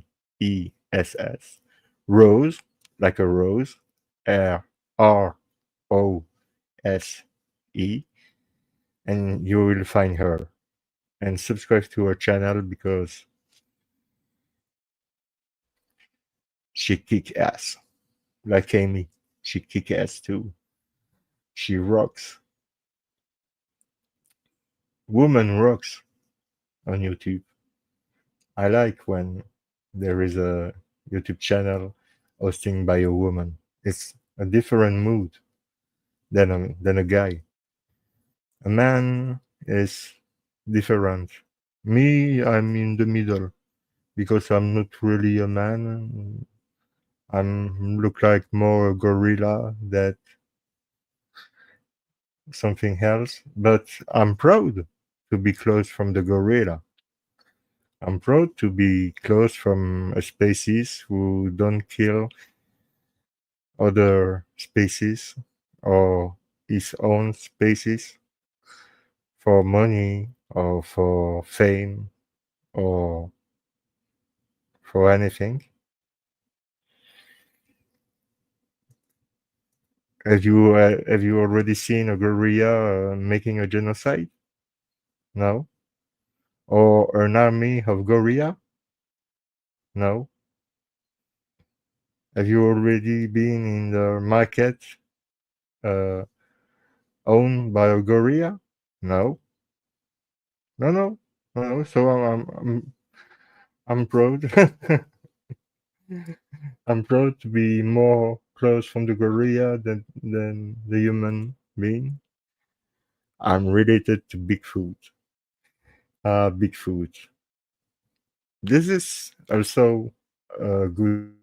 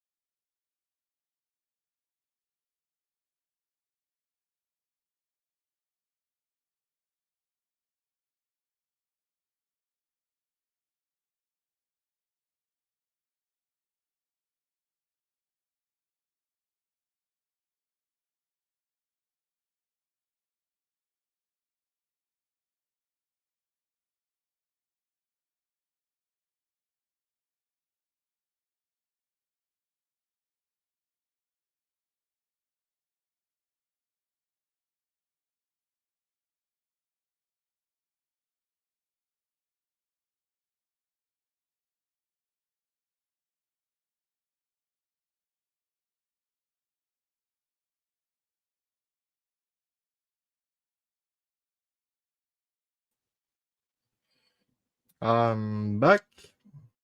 I'm sorry. I don't know if what happened, but I've been disconnected for a while.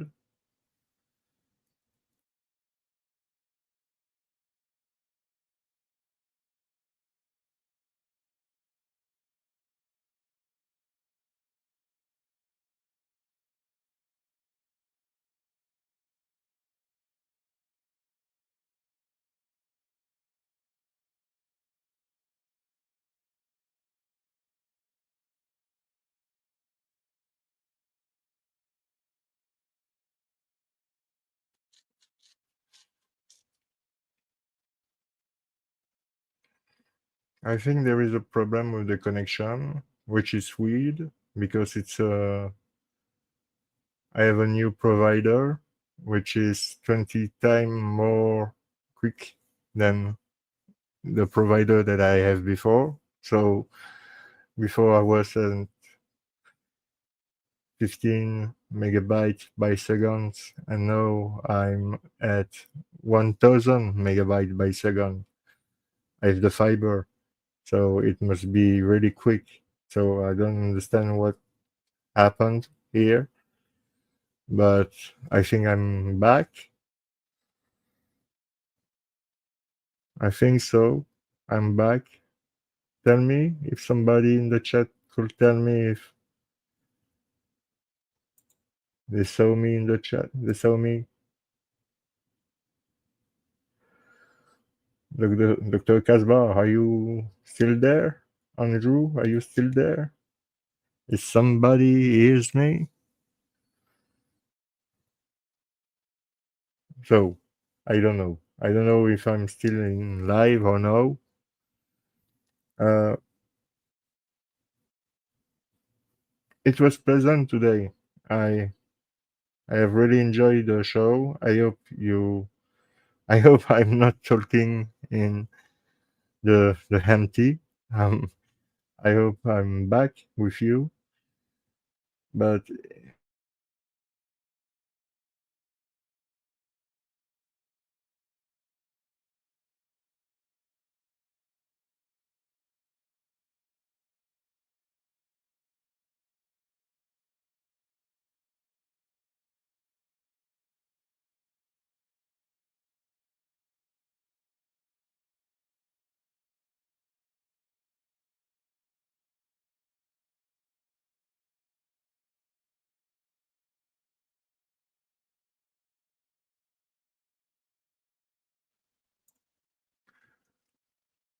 okay, I think I know what's going on. There is a big storm here.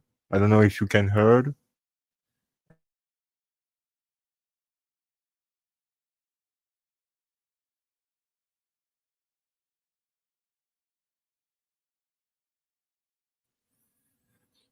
And electricity in the air plus Wi-Fi doesn't make good couple.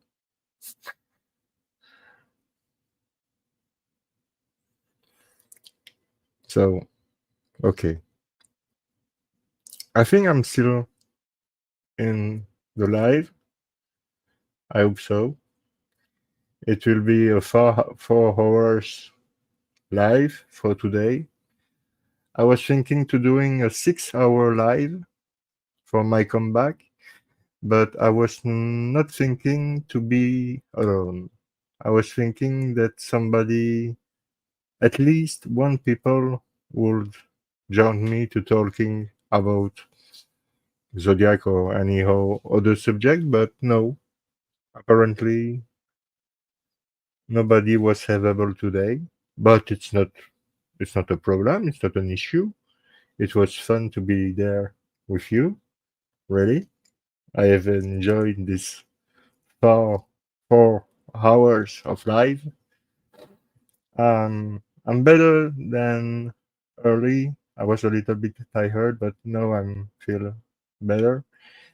But yeah, I think I have talking about everything I was thinking to talk about, promoting people that you maybe don't knew before. So I will tell again that if you want more information about all this true crime world, you can find it on BBOR, Black Box Online Radio, Mr. Ned Dehan, on YouTube, on Spotify, on Facebook. Uh, you can follow Ross Gerasi from Planet X Film, also about true crime and also about movies. Uh, Old movies, often, but good movie. And I hope to do the special Hellraiser soon because me and Ross are big fan of Clive Barker and Hellraiser. So I know that he will do a special Hellraiser with me and maybe with Mosh Shinobi, his friend. Or maybe we will do that at 3. I don't know. The show together. But I think we will do the show together about the movie Hellraiser and the book and the story around this world, the Cenobite and the hell and the box and everything. You see, I'm talking about everything. So yeah, Planet X film works. Ross Gerasi that you can find everywhere on your social media. Uh, I know that he's pissed off against me for a video that I have shared who was uh, talking bad about his book, and this video has been deleted after. It was a video made by Tom Voigt, who was spitting on Drew Bison's book, and I have made a mistake because I share a lot and not watching all the time because I don't have the time to watch everything. So I have shared this stupid video who say a lot of shit on Drew's book, and Drew think that I have done that intentionally, and I don't understand because we were friends for years and years and years, and I never said something bad against him. So, and I will not say something bad against him because I don't have anything bad against him. Nothing to say. Just yeah, if you can subscribe to his channel, the Zodcast on Drew Bison on YouTube. Uh, he's talking also about DB Cooper, a lot about the Zodiac, but also about DB Cooper and sometimes other subjects like paranormal subjects. So I recommend you to subscribe if it's not already done to his YouTube channel. Vincent McConnell and Rena McConnell with New Hoax, Nuke, Nuke, Oaks, Hoax uh, channel. Vincent McConnell talking about the Zodiac and other true crime cases. In his style, Vincent is really, really good. Uh, and then really funny.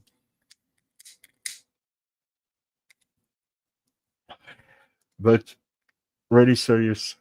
Yeah, he's doing a great job. Great job. If you're interested by the paranormal, you can subscribe to the paranormal channel um, and the psychic channel because it's always interesting to heard or talking or debate about a subject that we are not talking so often or not at all. Um, Jess Rose on YouTube. Uh, I know that my friend Sharon Young, with her channel We Are Their Voices, this is the name of the channel, We Are Their Voices, will make his return soon to talking about wrongful people, or maybe other stuff, but I don't talk for her. But I hope to see her soon come back on YouTube to doing her video, because she's so good. When she's doing something, she do it with her earth, her heart, like me, and it's good. It's really good, believe me. And there is a lot of good YouTube channel, and I mean, even I'm not agree with Thomas Oran. For me, the Oak story is nonsense, and he goes against the facts. Not all the facts, but he goes against some facts. And for me, facts are facts. So,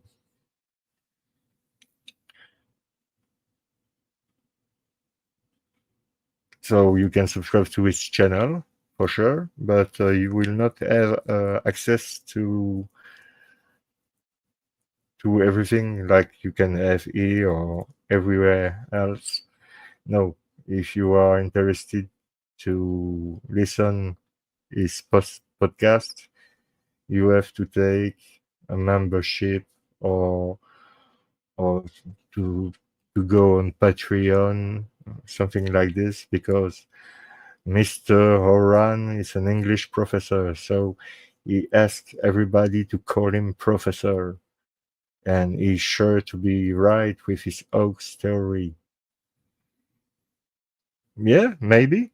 For me, no. For me, this is nonsense, and it was. For me, it's my opinion. For me, the book was made to making money, and I think that even Thomas Oran don't believe in his own book. I think that then he's too intelligent to believe in his own hoax theory, but I think he has done that for money. I don't see anything else who is credible to writing a book about the zodiac and creating a hoax theory. It, it's possible, but not his solution. The hoax theory is possible, like everything is possible, but not the theory of Thomas Aran. No. And when you are not agree with him, you are an enemy. Yeah. By the way, he think that Oswald was the lone gun shooter on JFK, and there is no plot, there is no cover up. Jack Ruby killed Oswald by himself. There is no plot. There was nothing. Yeah, and he thinks too that he know what happened to John Benet Ramsey. Yeah, he know what happened to Maura Murray, and he say that he know about Madeleine McCain. Well, I I don't know, but I don't like to say bad things about people, so I will not. But here on his channel. He was there. I don't remember. It was maybe 2 years ago, maybe 3 years ago. I don't remember, but he was there, and yeah, it was with Jason Milbilly. I was with Milbilly and Thomas Oran. And one moment, he started to explain his story about Maura Murray, John Benet Ramsey, uh, Madeleine McCann, and Jimmy Hoffa, JFK, that he knew everything uh, about everybody and everything that he can talk about because what? Do you have the proof of what you say, Thomas? Yes, yes, I have the proof. Can I see him? No, no, you can't. So, so the Zodiac was my grandfather. Well, I have no proof for that, but it's the reality. I'm going to write a book about that. Yeah. He is also the killer of JFK. Yeah. And RFK and Martin Luther King. And he was the first guy on the moon. And he's also the guy, this guy in Bigfoot. Yeah. And he was also involved in the Roswell crash in 47. Yes. Yes, yes, my grandfather. Yeah, yes. Oh, people believe a lot of nonsense. It's crazy, but it is what it is. So, thank you very much to everybody who are watching this video again. Uh, I will say again that today, today we were with, hey, I go full screen. We were with Jeff Lebowski, the dude himself, or Jeff Lebowski, or Eric Ozzy. I think it's Eric Ozzy. Yes, because Eric Ozzy was a cold ass uncle. The dude, I miss him. I miss you, Richard. Yeah, I miss you. And I miss all my friends, Jason. Ah, I hope they are fine in a better place. And I don't believe in God. No, I don't believe in paradise or hell. I don't believe in nothing. But I hope I'm wrong for people I love. For me, I don't care. But for people I love, I hope they are well. I think it's a human reaction. It's normal.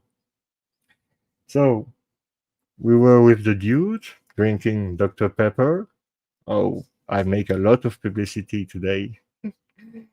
And I will say again to Mr. Michael Cole, author of the Zodiac Killer Revisited Trilogy, that I will not able to buy your book, your three book, because uh, for Belgium here, it's really expensive to have your book. So I will not be able to buy them. And it's a shame because I would like really, really read your book. So if we can make a deal, you send me your free book, Mr. Cole, and for 3 months, I consider that you are the sponsor of the channel. If you agree to do that for me and for the audience, because I'm sure the audience will be really excited to know more about you, Mr. Cole. So if you agree about that, we can make a deal. And if you're okay, it's great because me, I love the book, and I'll be really happy to receive you after reading the book and talking about you about your theory about the Zodiac Killer. So if you want to join me, it's easy. Contact me on thisisthezodiac@gmail.com. This is the Zodiac at gmail.com. My name is Jerome. I'm your host. It was MWMB Mystery with Mr. Belgic 2025. We were live. We were there today on September 13, 2025. I hope you have enjoyed the show. I'm going to tell you goodbye. Take care of yourself. If you have any recommendation, please let me know in the comment section here below. If you have any critics or anything that you want to tell me or talking about, write to me and I will answer. And if it's possible, stay polite because it doesn't it doesn't work with me to be insulting with me because it's not about me. So it's just a waste of time, which is sad because we are here, we have here, we are here and to spend times together to try to solve cases or go deeper in different cases to try to find the truth together, all together. And there is no competition. There is no such thing. So I highly recommend you to make your own opinion about everything you heard, and don't especially listening what people say. And sometimes when you can, because I know it's not always easy to do it, try to check something you have learned to see if it's true or not, because it's important. It's really important, believe me. So it was Jerome in live from Belgium. I hope you will spend a nice week, and I hope you will spend a nice weekend. Here in Belgium, it is raining. It looked like November. Yeah, we are in September, and it looked like November. It's November rain. Oh my God, who want to live in Belgium? Only crazy people like me. It was a pleasure to be with you guys. I hope to see you soon to talking about again a lot of different subjects, and I hope to not be only to yeah to not be alone. Sorry, to not be alone. To be with somebody to talk with him, because doing that for more than 4 hours now, talking just by myself, and it's not my first language at all. French is not my first language, and when I don't do the show, I don't speak English with anyone. So the only time I'm practicing my English is here with you. Yep, all the rest of the time I speak in French. You want the proof? Oui, je parle français. Ben, je parle comme ça tout le temps, en fait, hein. I'm always speaking like this. Yes. Oui, je parle comme ça tout le temps. Je parle français. Ici, tout le monde parle français. Personne ne parle anglais. Here, everybody speaks French, nobody speaks English. C'est dommage. It's a shame. Mais c'est comme ça. But it's like this. C'est la vie. It's life. See you soon. Take care of yourself. It's really important. Stay safe. And if it's not already done, please hit the subscribe button and the like button.